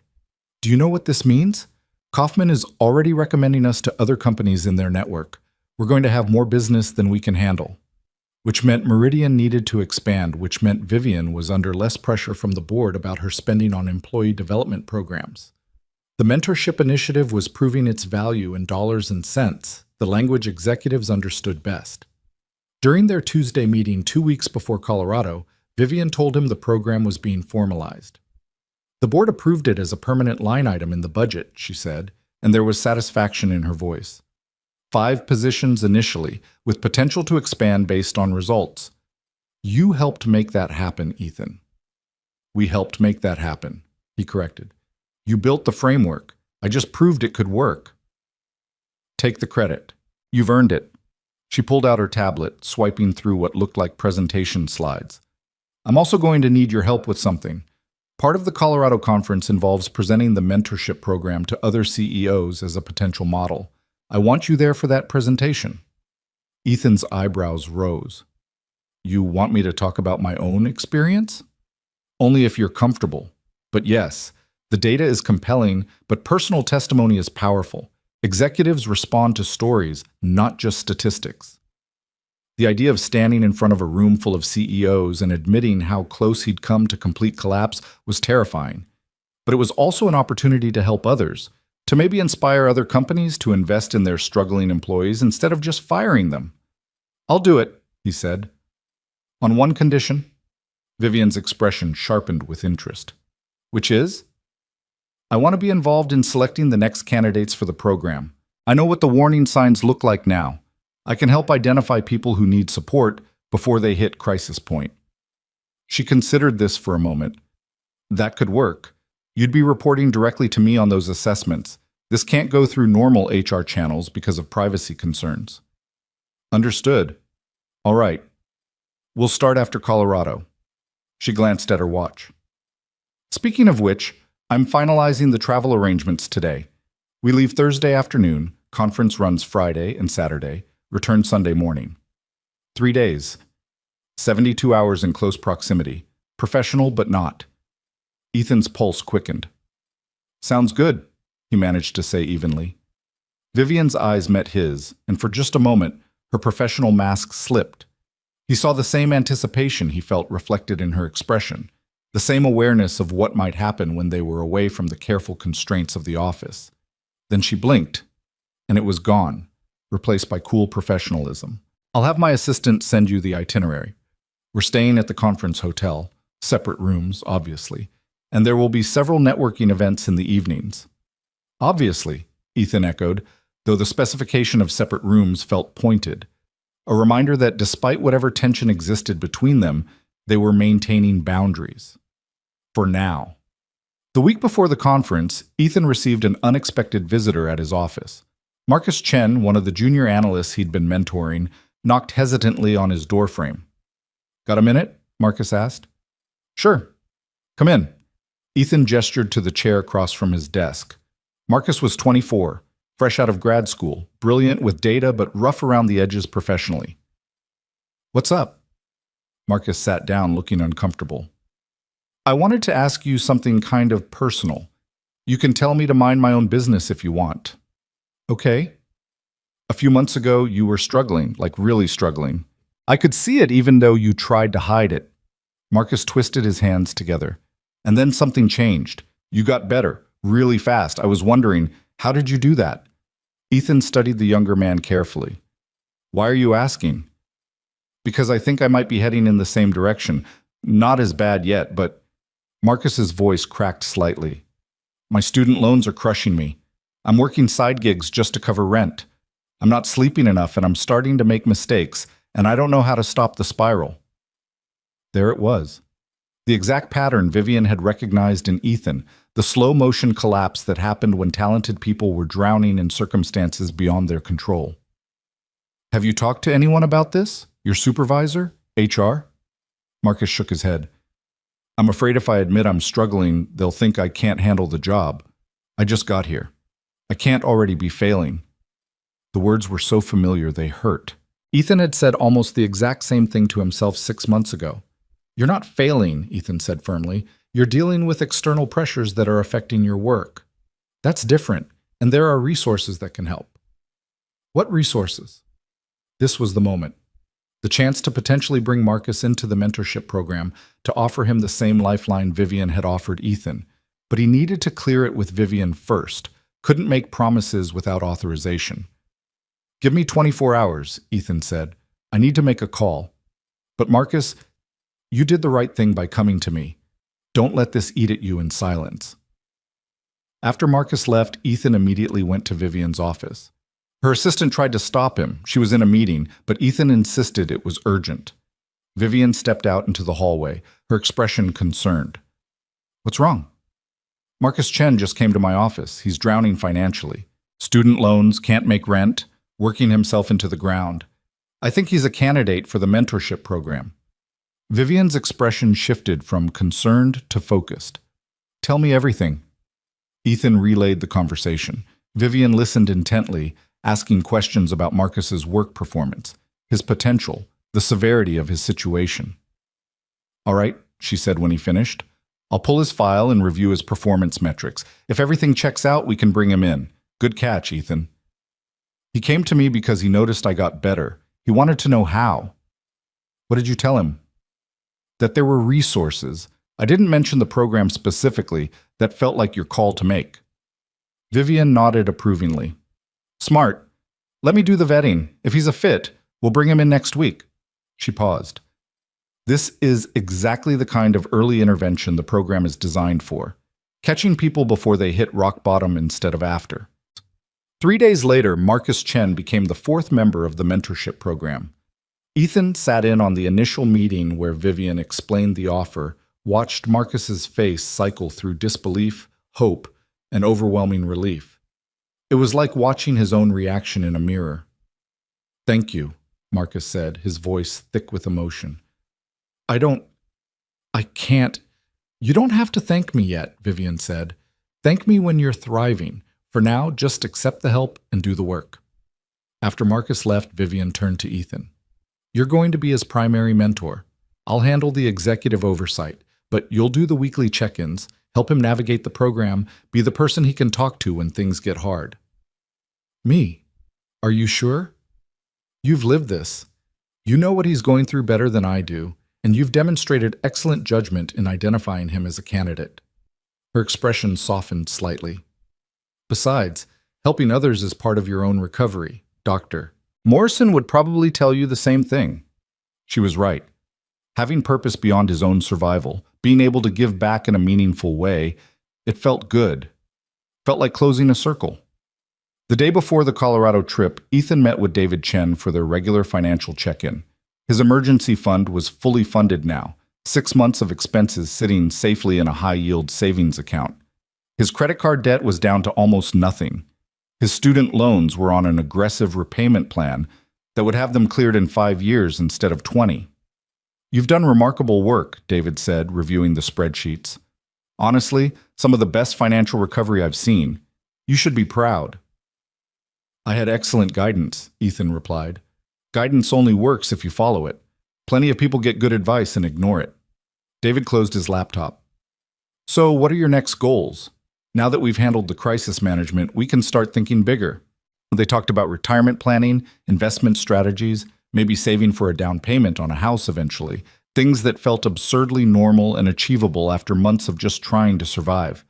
Walking out of that meeting, Ethan felt a wave of gratitude so intense it almost knocked him over. 6 months ago, he'd been 3 days from eviction. Now he was planning for retirement. The transformation was almost incomprehensible. He texted Vivian without thinking. Just finished with David. Can't believe how far I've come. Thank you for making this possible. Her response came 10 minutes later. You made it possible. I just helped clear the path. Safe travels tomorrow. See you at the airport. The flight to Denver left at 2 in the afternoon. Ethan arrived at the airport an hour early, checked his bag, and was heading toward security when he saw Vivian standing near the first-class check-in counter. She wore dark jeans and a cashmere sweater instead of her usual suits, her hair down instead of pulled back. She looked younger, less intimidating, almost approachable. Their eyes met across the terminal, and Ethan felt his heart kick against his ribs. This was happening. They were really doing this. Vivian gestured him over. They upgraded us both to first class, perk of booking through corporate travel. The flight was smooth and uneventful, but sitting beside Vivian in the spacious first-class seats felt intimate in a way their office interactions never did. They talked about work at first, the conference agenda, the presentation they'd be giving, networking strategies. But somewhere over Kansas, the conversation shifted. Can I ask you something personal? Ethan said. Vivian glanced at him, her expression guarded. You can ask. I might not answer. Your ex-fiancé, the one who went to prison. Do you ever think about him? She was quiet for a long moment. Sometimes, not often anymore. Mostly I think about who I was when I was with him, how blind I was to what was happening, how I prioritized work over paying attention to my own life. Do you regret it? The relationship? I regret the ending, the betrayal, the financial devastation, the public humiliation when it all came out. She took a sip of her wine. But I don't regret the person it forced me to become. I learned things about myself in that collapse that I needed to learn. Like what? That I'm stronger than I thought, that asking for help isn't weakness, that the armor I wore to protect myself was also isolating me from genuine connection. Her eyes met his. Sound familiar? Very, Ethan admitted. They lapsed into comfortable silence. Outside the window, clouds stretched endlessly white and pure. Inside the plane, the muted conversations of other passengers and the steady hum of the engines created a bubble of privacy. What about you? Vivian asked. Do you think about Sarah? Less and less. I was angry for a long time, angry that she left, angry about the money, angry that she got to move on while I was drowning. He considered his words carefully. But now I mostly feel grateful. Grateful? That it ended before we got married. That I found out she wasn't the person I thought she was before we built even more of a life together. He turned to look at Vivian. And grateful that it led to this. To the program. To becoming someone better than I was. You were always good, Ethan. You just needed support to show it. The way she said his name sent warmth through his chest. Not Mr. Cole, like in the beginning. Not Ethan, in the brisk professional tone of their office meetings. Just his name, soft and personal. Vivian, he said, testing the intimacy of her first name instead of Ms. Hartwell. She smiled slightly. Yes? Are we going to talk about what happens this weekend? Away from the office? Away from all the normal rules? Her smile faded, replaced by something more serious. I don't know. What do you want to talk about? I want to know if this, he gestured between them, is real or if I'm imagining it. You're not imagining it. She set down her wine glass carefully. But that doesn't mean we should act on it. The complications. I know about the complications, the power dynamic, the professional risks, all of it. Ethan leaned slightly closer. But I also know that I've spent 6 months rebuilding my life, and for the first time in years, I feel like I know what I want. And part of what I want is to see where this could go. Vivian's breath caught slightly. Ethan, you don't have to decide anything now. I'm just being honest. You taught me that honesty matters more than pretending. She looked at him for a long moment, her gray eyes searching his face. This could get very complicated. Or it could be the best decision we ever make. You're an optimist now. When did that happen? Somewhere between getting my life back and realizing I have things worth being optimistic about. The plane began its descent into Denver. Through the window, Ethan could see the Rocky Mountains rising in the distance, snow-capped and magnificent. The conference hotel was in Boulder, nestled against the foothills with views that promised to be spectacular. They collected their luggage and took a shuttle to the hotel. The lobby was all exposed wood beams and stone fireplaces, upscale mountain chic. Check-in was efficient, and soon they were heading to their rooms on the fourth floor, separate rooms as promised, but only 3 doors apart. The welcome reception starts at 6, Vivian said, stopping at her door. Business casual dress code. I'll meet you in the lobby at 5:45. Sounds good. She unlocked her door, then paused. Ethan, for this weekend, let's just see what happens. No expectations, no pressure. Just be present. It was the most open she'd been about the possibility of something happening between them. I can do that. The welcome reception was crowded with executives from tech companies across the country, CEOs, CFOs, heads of HR and operations. Ethan felt out of place at first, young and under-credentialed compared to the power players filling the room. But Vivian introduced him confidently, framing him as her protege and the architect of the Kaufman success, and people's interest sharpened. Tell me about this predictive model, one CEO asked, a woman named Jennifer, who ran a logistics company in Atlanta. Ethan explained the system, fielding technical questions and discussing implementation challenges. Before long, he had a small crowd of interested executives, all wanting to know more about Meridian's innovative approach. Vivian watched from a few feet away, pride evident in her expression. When the crowd finally dispersed for dinner, she touched his elbow lightly. "You're a natural at this," she said quietly. "Networking, presenting, commanding a room, you've come so far." "I had a good teacher." They sat together at dinner, at a table with other executives and their senior staff. The conversation ranged from industry trends to company culture to the challenges of modern leadership. Ethan held his own, contributing insights that earned nods of agreement and thoughtful responses.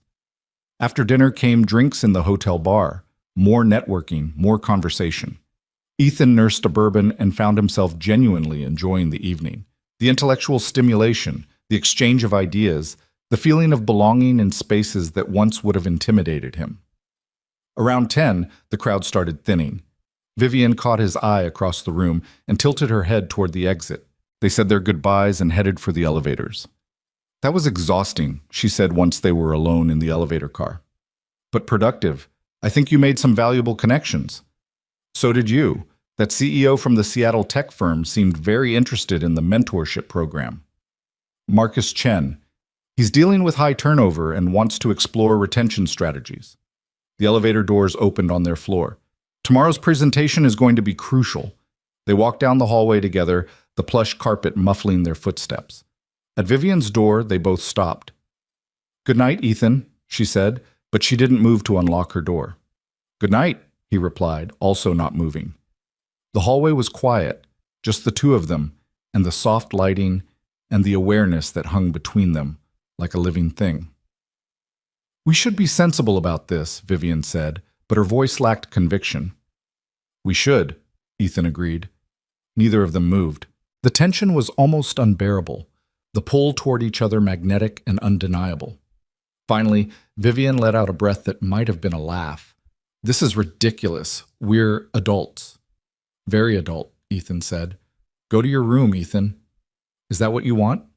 She closed her eyes briefly. "What I want and what we should do are not the same thing." "Then tell me what you want. Be honest." When she opened her eyes, they were blazing with something that made his pulse race. "I want you to stop being professional and perfect and appropriate. I want to stop pretending I don't think about you outside of Tuesday morning meetings. I want—" She cut herself off, her jaw tightening. "What?" Ethan pressed. "What do you want?" "This," she said, and kissed him. It wasn't tentative or questioning. It was decisive and fierce and full of months of suppressed wanting. Ethan responded instantly, his hands coming up to frame her face, deepening the kiss until they were both breathless. When they finally broke apart, Vivian's eyes were wide with something between shock and exhilaration. "That was inappropriate," she said. "Very," Ethan agreed. "We should stop." "Probably." She kissed him again, harder this time, and Ethan stopped thinking about consequences or complications or anything except the feel of her against him, the taste of wine on her lips, the small sound she made when his hands moved to her waist. They stumbled into her room somehow, the door closing behind them with a decisive click. Vivian pushed him against it, her hands fisting in his shirt. "This changes everything," she said against his mouth. "I know." "We'll have to tell HR. There are disclosure forms, potential reassignments." "Vivian?" "What?" "Stop talking about HR." She laughed, breathless and genuine, and it was the most beautiful sound he'd ever heard. "Fair enough." They moved deeper into the room, shedding professional distance along with their carefully maintained boundaries. Whatever happened next, whatever complications arose, Ethan knew this moment was worth it. Worth the risk, worth the uncertainty, worth everything. Because for the first time in longer than he could remember, he felt completely, perfectly alive. Morning light filtered through the curtains, painting golden stripes across the hotel room. Ethan woke slowly, disoriented for a moment before the events of the previous night came rushing back. He was in Vivian's room, in Vivian's bed, and she was still asleep beside him, her dark hair spread across the pillow, her face peaceful in a way he'd never seen during their professional interactions. Reality hit him like cold water. They'd crossed every line that existed between them. The mentor-mentee relationship, the boss-employee dynamic, the carefully maintained professional distance, all of it shattered in a few hours of honesty and wanting. Ethan's first instinct was panic. What had they done? How would they walk this back? But looking at Vivian's sleeping face, he found he didn't want to walk it back. Didn't regret it. The complications were real, but so was this connection between them. Vivian's eyes opened, gray and clear and immediately alert. She looked at him for a long moment without speaking. "Morning," Ethan said quietly. "Morning." She didn't move away, didn't pull the professional mask back on. "We need to talk about this." "I know." She sat up, pulling the sheet with her, and Ethan could see her brain already working through scenarios and consequences. This can't be a secret. The power dynamic makes secrecy dangerous, for both of us, but especially for you. "I agree. We'll need to disclose to HR as soon as we're back. There are protocols for workplace relationships, especially when there's a supervisory element." Her voice was businesslike, but her hand found his under the sheets. "They might require one of us to transfer departments or report to someone else." "Whatever needs to happen, we'll handle it." Ethan squeezed her hand. "I'm not walking away from this just because it's complicated." Something in her expression softened. "You're sure? Because once we disclose, there's no taking it back. Everyone will know. There will be gossip, speculation, probably some people who think you slept your way to success." "Let them think whatever they want. I know the truth. You know the truth. My work speaks for itself." Vivian studied him carefully. "You really have changed. 6 months ago, you would have been terrified of what people thought." 6 months ago, I was terrified of everything." He reached up to brush a strand of hair from her face. "You helped me find my courage. I'm not going to lose it now." She kissed him softly, and it felt different from the fierce urgency of the night before. Gentler, but somehow more meaningful. A promise instead of just passion. "We still have to get through today's presentation," she said when they broke apart. "Can we table the personal stuff until after the conference? I need to be focused." "We can do that." They separated to their own rooms to shower and change. Ethan stood under the hot water for a long time, trying to organize his thoughts. Everything was different now. Not in a bad way, but in a way that would require navigation and honesty and probably some difficult conversations. He thought about Dr. Morrison, about what she'd said regarding feelings and actions and consent. They were both adults, both aware of the complications, both choosing this with open eyes. That had to count for something. The conference breakfast was crowded with executives comparing notes from the previous evening's networking. Ethan found Vivian at a table near the windows, already reviewing her presentation notes. She looked up when he approached, and something passed between them. Acknowledgement, understanding, connection. "Sleep well?" she asked, her tone professional, but her eyes warm. "Very well, thanks." Patricia joined them a few minutes later, chattering about the contacts she'd made and the potential clients she'd identified. If she noticed anything different between Ethan and Vivian, she didn't mention it. The morning sessions were standard conference fare. Panels on leadership trends, workshops on organizational culture, networking breaks with expensive coffee and mediocre pastries.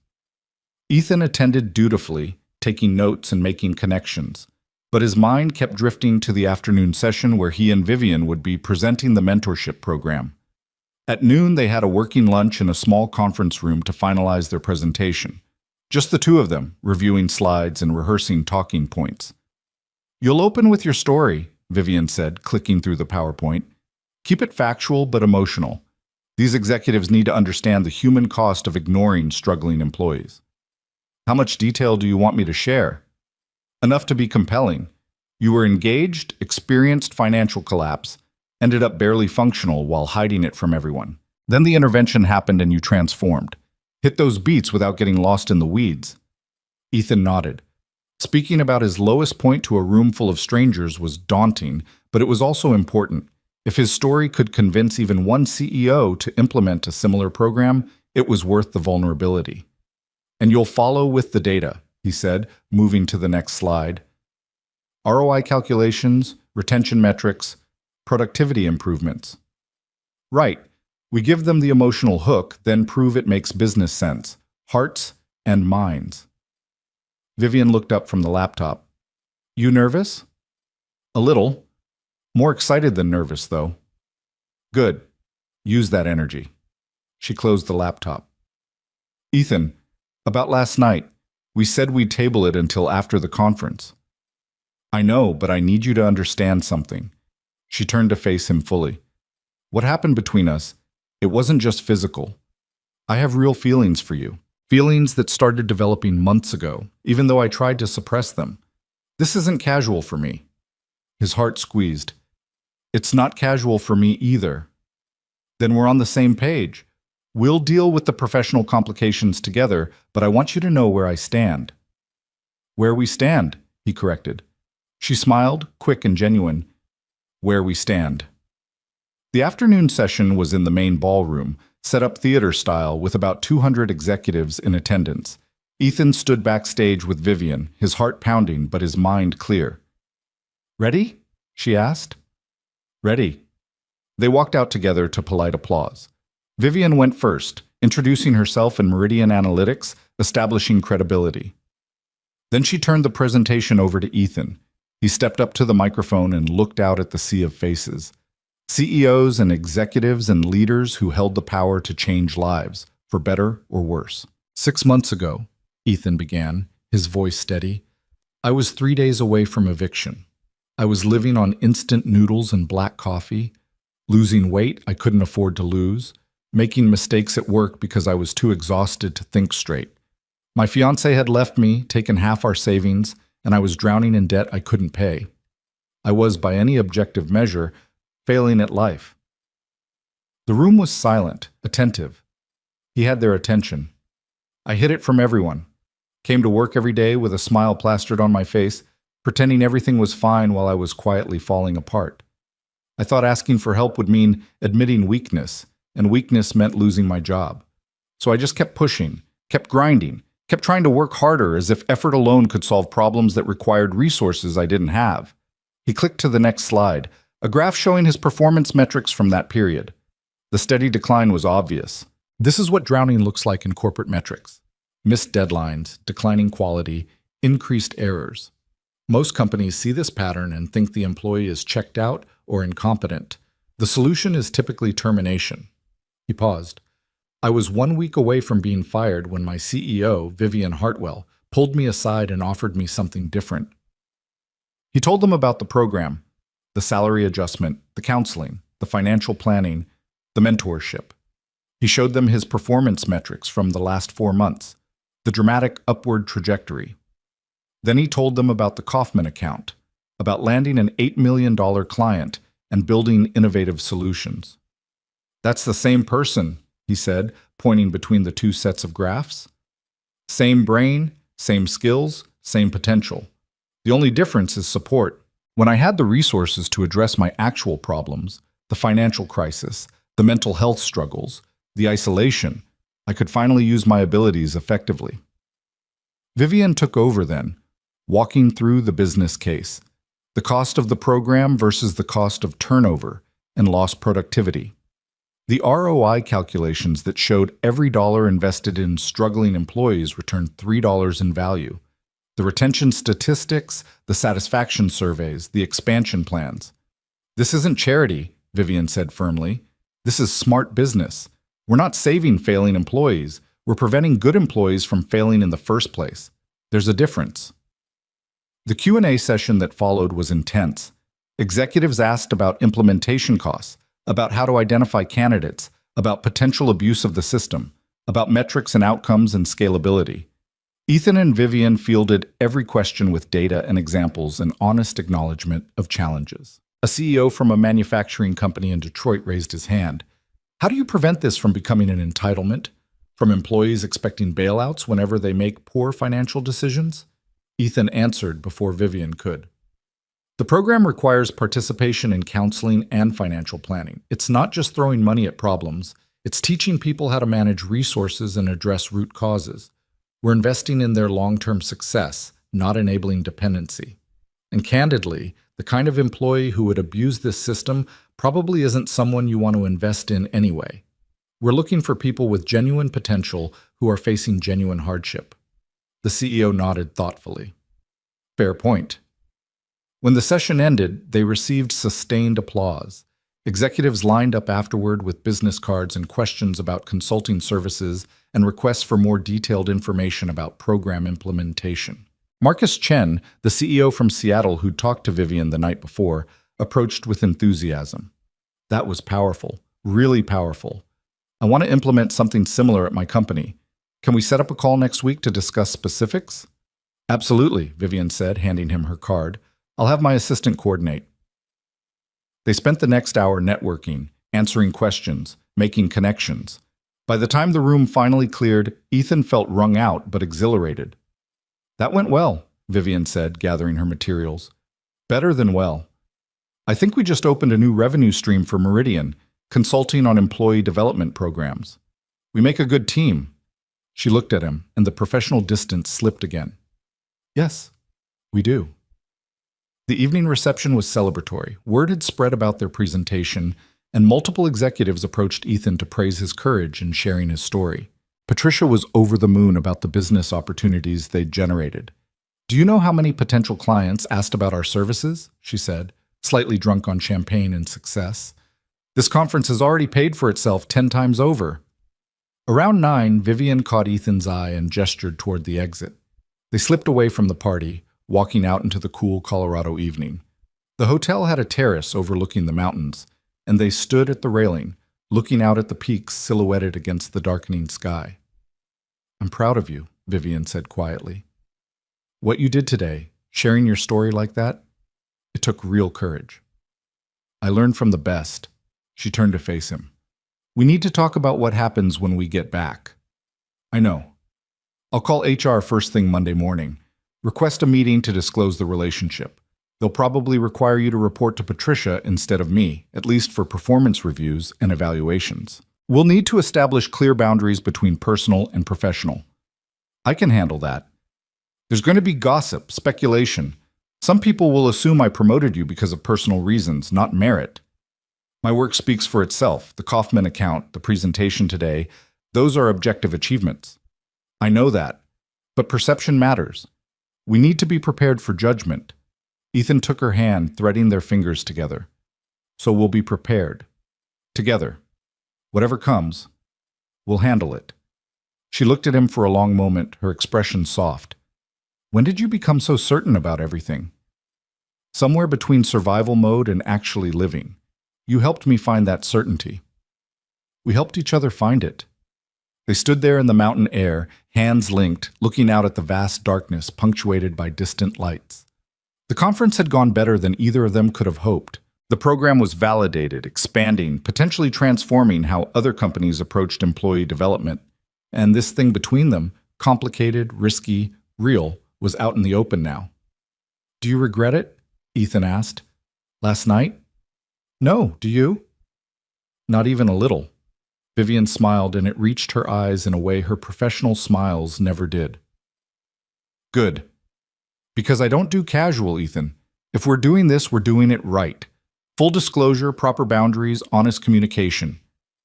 I wouldn't want it any other way. They went back to her room that night, but slower, more deliberate, less urgency and more intention. And when Ethan woke up the next morning with Vivian curled against him, he felt a peace he hadn't experienced in years. The flight home Sunday afternoon was quiet. Patricia sat several rows behind them, buried in her laptop, organizing all the new business leads. Ethan and Vivian sat together, ostensibly reviewing conference notes, actually just being present with each other. "Nervous about tomorrow?" Vivian asked. "A little, mostly just ready to get it over with. HR will be professional, probably a bit bureaucratic, but they'll handle it appropriately. And then? And then we figure out how to make this work. The relationship, the professional boundaries, all of it." She glanced at him. "I don't have all the answers, Ethan. This is new territory for me, too. We'll figure it out together." Monday morning, Vivian called him at 7. "HR meeting is at 10, conference room B, both of us." "I'll be there." The meeting was with Jennifer Walsh, head of HR, and her deputy, Michael Torres. They were professional and efficient, asking direct questions about when the relationship started, whether there had been any coercion or pressure, how they planned to manage conflicts of interest. "To be clear," Jennifer said, reviewing her notes, "Miss Hartwell, you are currently Mr. Cole's direct supervisor?" "For the mentorship program, yes. His official supervisor for performance reviews is Patricia Henderson. But you have significant influence over his career trajectory." "I do," Vivian acknowledged, "which is why we're here. We want to establish appropriate boundaries and safeguards." Michael pulled up a document on his tablet. "We have protocols for this. Given the power dynamic, we recommend that Mr. Cole be formally reassigned to report exclusively to Ms. Henderson. Ms. Hartwell can continue to oversee the mentorship program, but all performance evaluations, promotion decisions, and salary adjustments for Mr. Cole will go through Ms. Henderson and require approval from at least one other executive." "That's acceptable," Vivian said. "Mr. Cole," Jennifer asked, "do you have any concerns about this arrangement?" "No. It makes sense to have clear separation between personal and professional." They went through additional protocols: disclosure to their immediate teams, recusal from certain decisions, annual reviews of the arrangement to ensure no conflicts had developed. It was thorough and slightly awkward, but necessary.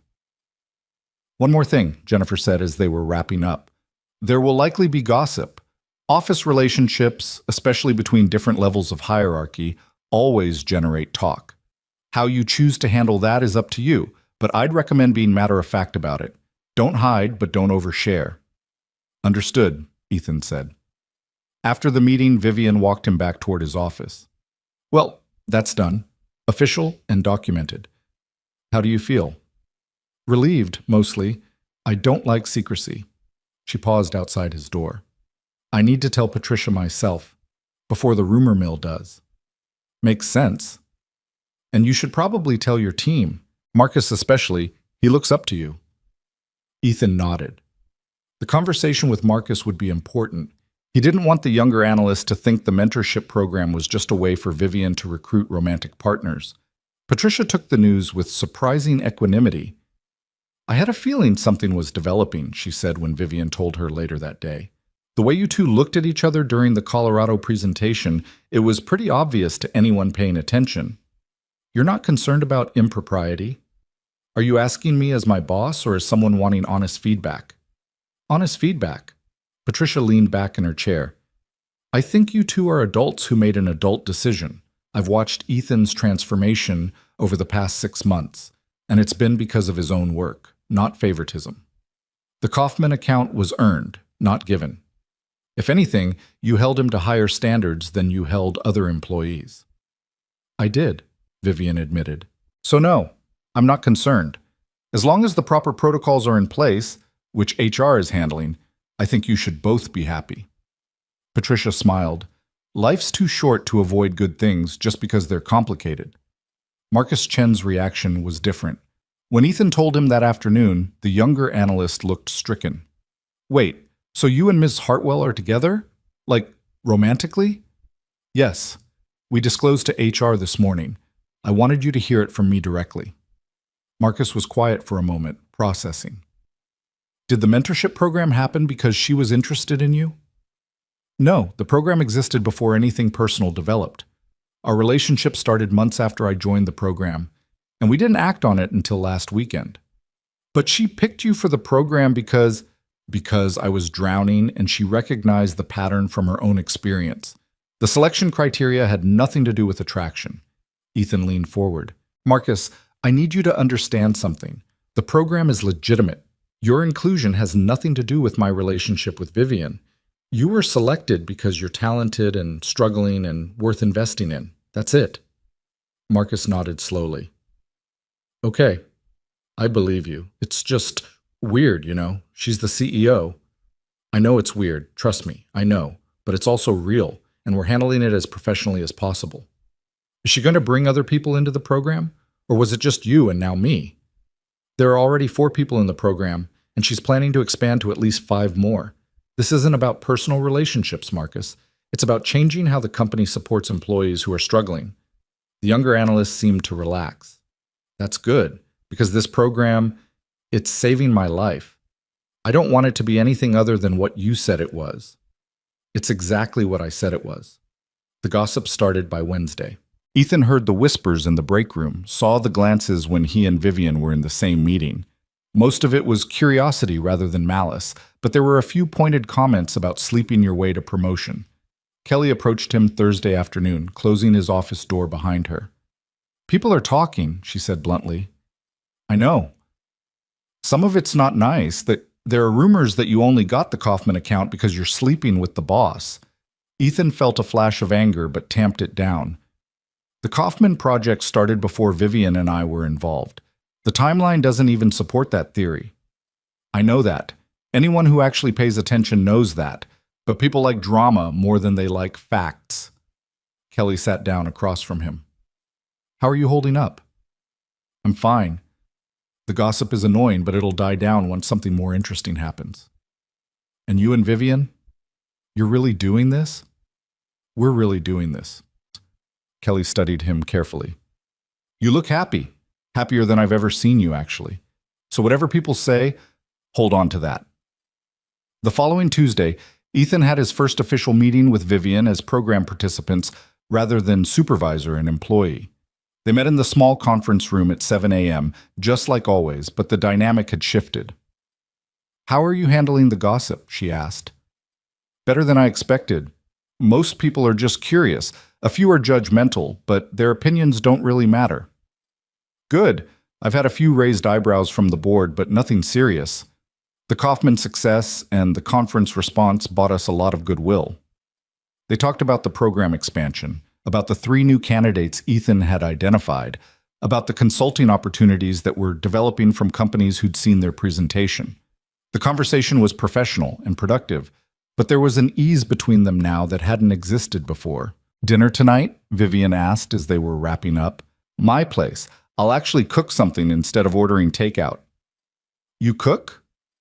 When I have time and motivation. Turns out I have both now. Ethan smiled. I'd like that. Over the next few months, they settled into a rhythm.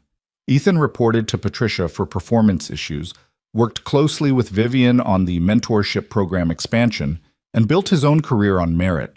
He took on more responsibility, mentored junior analysts, and contributed to business development. The mentorship program grew to encompass 8 employees, each with their own story of struggle and recovery. Marcus Chen thrived under the support, his work improving dramatically. 2 other analysts joined, along with someone from accounting, someone from marketing, and a software developer who'd been dealing with medical debt from a family emergency. Each success validated the program further. Each transformation demonstrated that investing in people during their lowest points could yield extraordinary returns.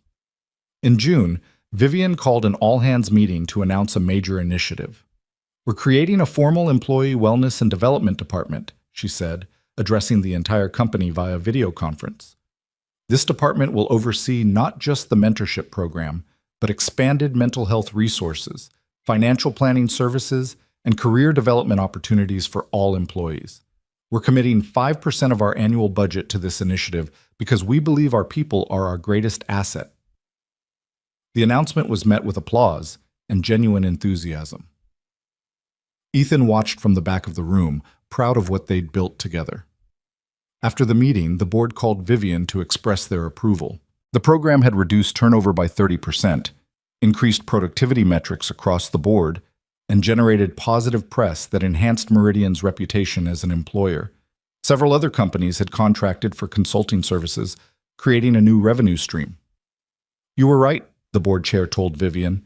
"Investing in people was smart business." That evening, Ethan and Vivian celebrated at her apartment. She'd made pasta from scratch, and they ate on her balcony overlooking the city lights. "We did it," she said, raising her wine glass. "Built something that matters. You did it. I just helped. We did it together. Don't diminish your role."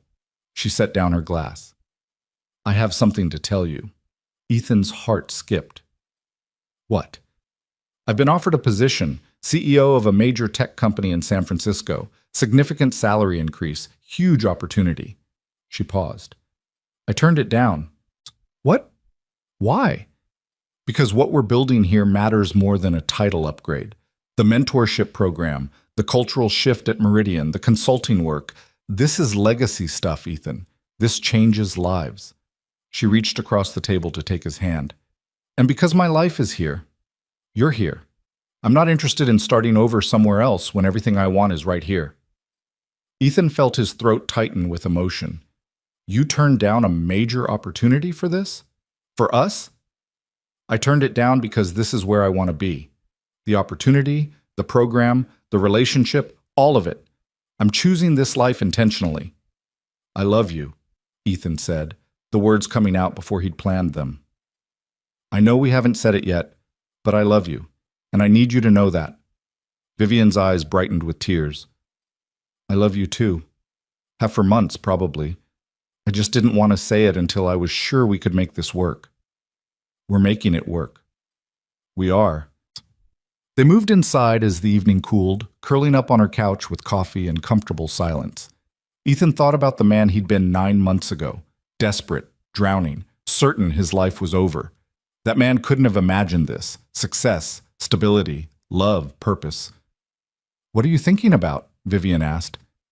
"How far we've both come. How that night at the holiday party changed everything."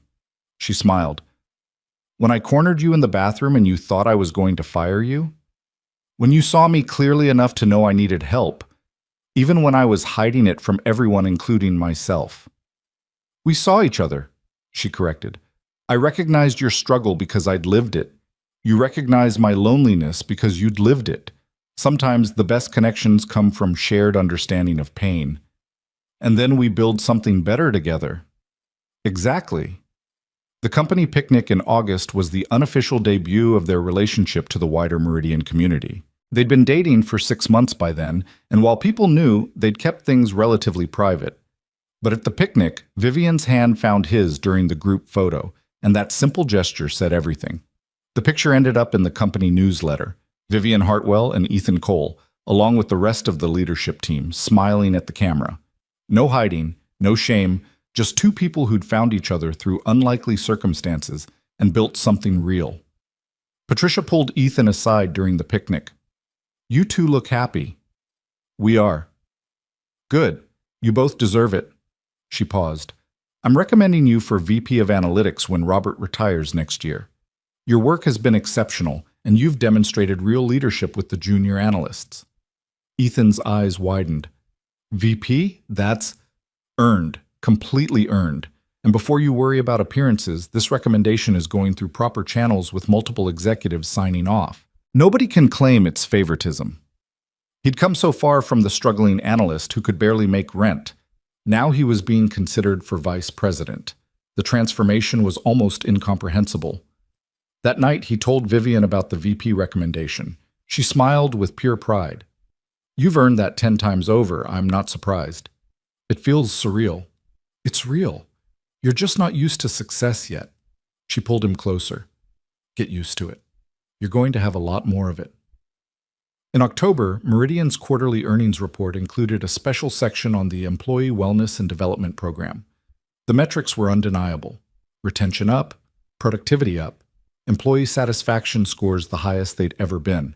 The program had expanded to 15 participants, with plans to offer scaled versions of the support services to all employees. The business press noticed. Articles appeared in major publications about Meridian's innovative approach to employee development, often featuring interviews with Vivian about the philosophy behind the program. She always mentioned that the idea came from her own experience and was refined through working with employees like Ethan Cole, whose transformation demonstrated the program's potential. When asked directly about her relationship with Ethan during one interview, Vivian was matter-of-fact. "Yes, we're in a relationship. We disclosed it to HR, established appropriate professional boundaries, and have maintained those boundaries consistently. Our personal relationship developed after his participation in the mentorship program began and has no bearing on his professional achievements, which are extensive and well documented." The interview ran with the headline, "CEO Vivian Hartwell on investing in people and finding love in unexpected places." It was respectful and focused on the program's success, mentioning their relationship only as context for their professional partnership. Ethan framed a copy of the article and hung it in his office, not because of the relationship mention, but because of the quote from Vivian. "Sometimes the best business decisions are also the most human ones. Treating employees like people instead of resources isn't just ethical, it's profitable." In December, exactly 1 year after the holiday party where everything changed, Meridian hosted another company celebration. Ethan stood in the same hotel ballroom, wearing a better suit and carrying himself with confidence instead of desperation. Vivian found him near the bar, stunning in a deep blue dress. "Thinking about last year?" she asked. "Hard not to? Same place? Completely different person?" "Not completely different. The core of who you are hasn't changed. You just have support now, resources, the ability to be your best self." Marcus Chen approached, grinning. "Mr. Cole, Ms. Hartwell, great party." "How are you doing, Marcus?" Vivian asked. "Really well. Paid off my credit cards last month, started saving for a house. My work on the Jennings account got mentioned in the quarterly report." His enthusiasm was infectious. "This program changed my life. I just wanted to say thank you." After he walked away, Ethan turned to Vivian. "That's what it's all about, isn't it? Giving people the chance to succeed?" "That's everything." The DJ started playing slow music, and couples drifted onto the dance floor. Vivian raised an eyebrow at Ethan. "Dance with me?" "In front of everyone?" "In front of everyone. No more hiding, remember?" They moved onto the floor together, and Ethan was aware of people watching, but he didn't care. Let them watch. Let them see that the struggling analyst and the fearsome CEO had found something worth celebrating. As they swayed to the music, Vivian spoke quietly. "I have something for you. It's not my birthday. I know, but it's the anniversary of the day I gave you that folder in the bathroom, the day everything changed." She pulled a small box from her clutch. "Open it later, in private." Ethan slipped the box into his pocket, his heart pounding. It was too small to be anything but jewelry, and the implications made his breath catch. They finished the dance, mingled with colleagues, celebrated the company's successful year. But Ethan's hand kept drifting to his pocket, feeling the shape of the box through the fabric. Later that night, back at Vivian's apartment, he finally opened it. Inside was a key on a simple silver keychain. "It's to my place," Vivian said, watching his face. "I know we've been taking things slow, being careful about boundaries, but I want you here, officially, not just overnight visits, but actually living together. You want me to move in? I want to build a life with you." A real one, not compartmentalized into professional and personal. "I want to wake up next to you every morning and come home to you every night. I want to combine our books and argue about whose furniture is better and figure out how to share closet space." She stepped closer. "What do you think?" Ethan looked at the key in his palm, at this symbol of permanence and trust and future. A year ago, he'd had nothing. No home, no hope, no belief that life could be anything but struggle. Now he had everything. "I think yes," he said, pulling her close.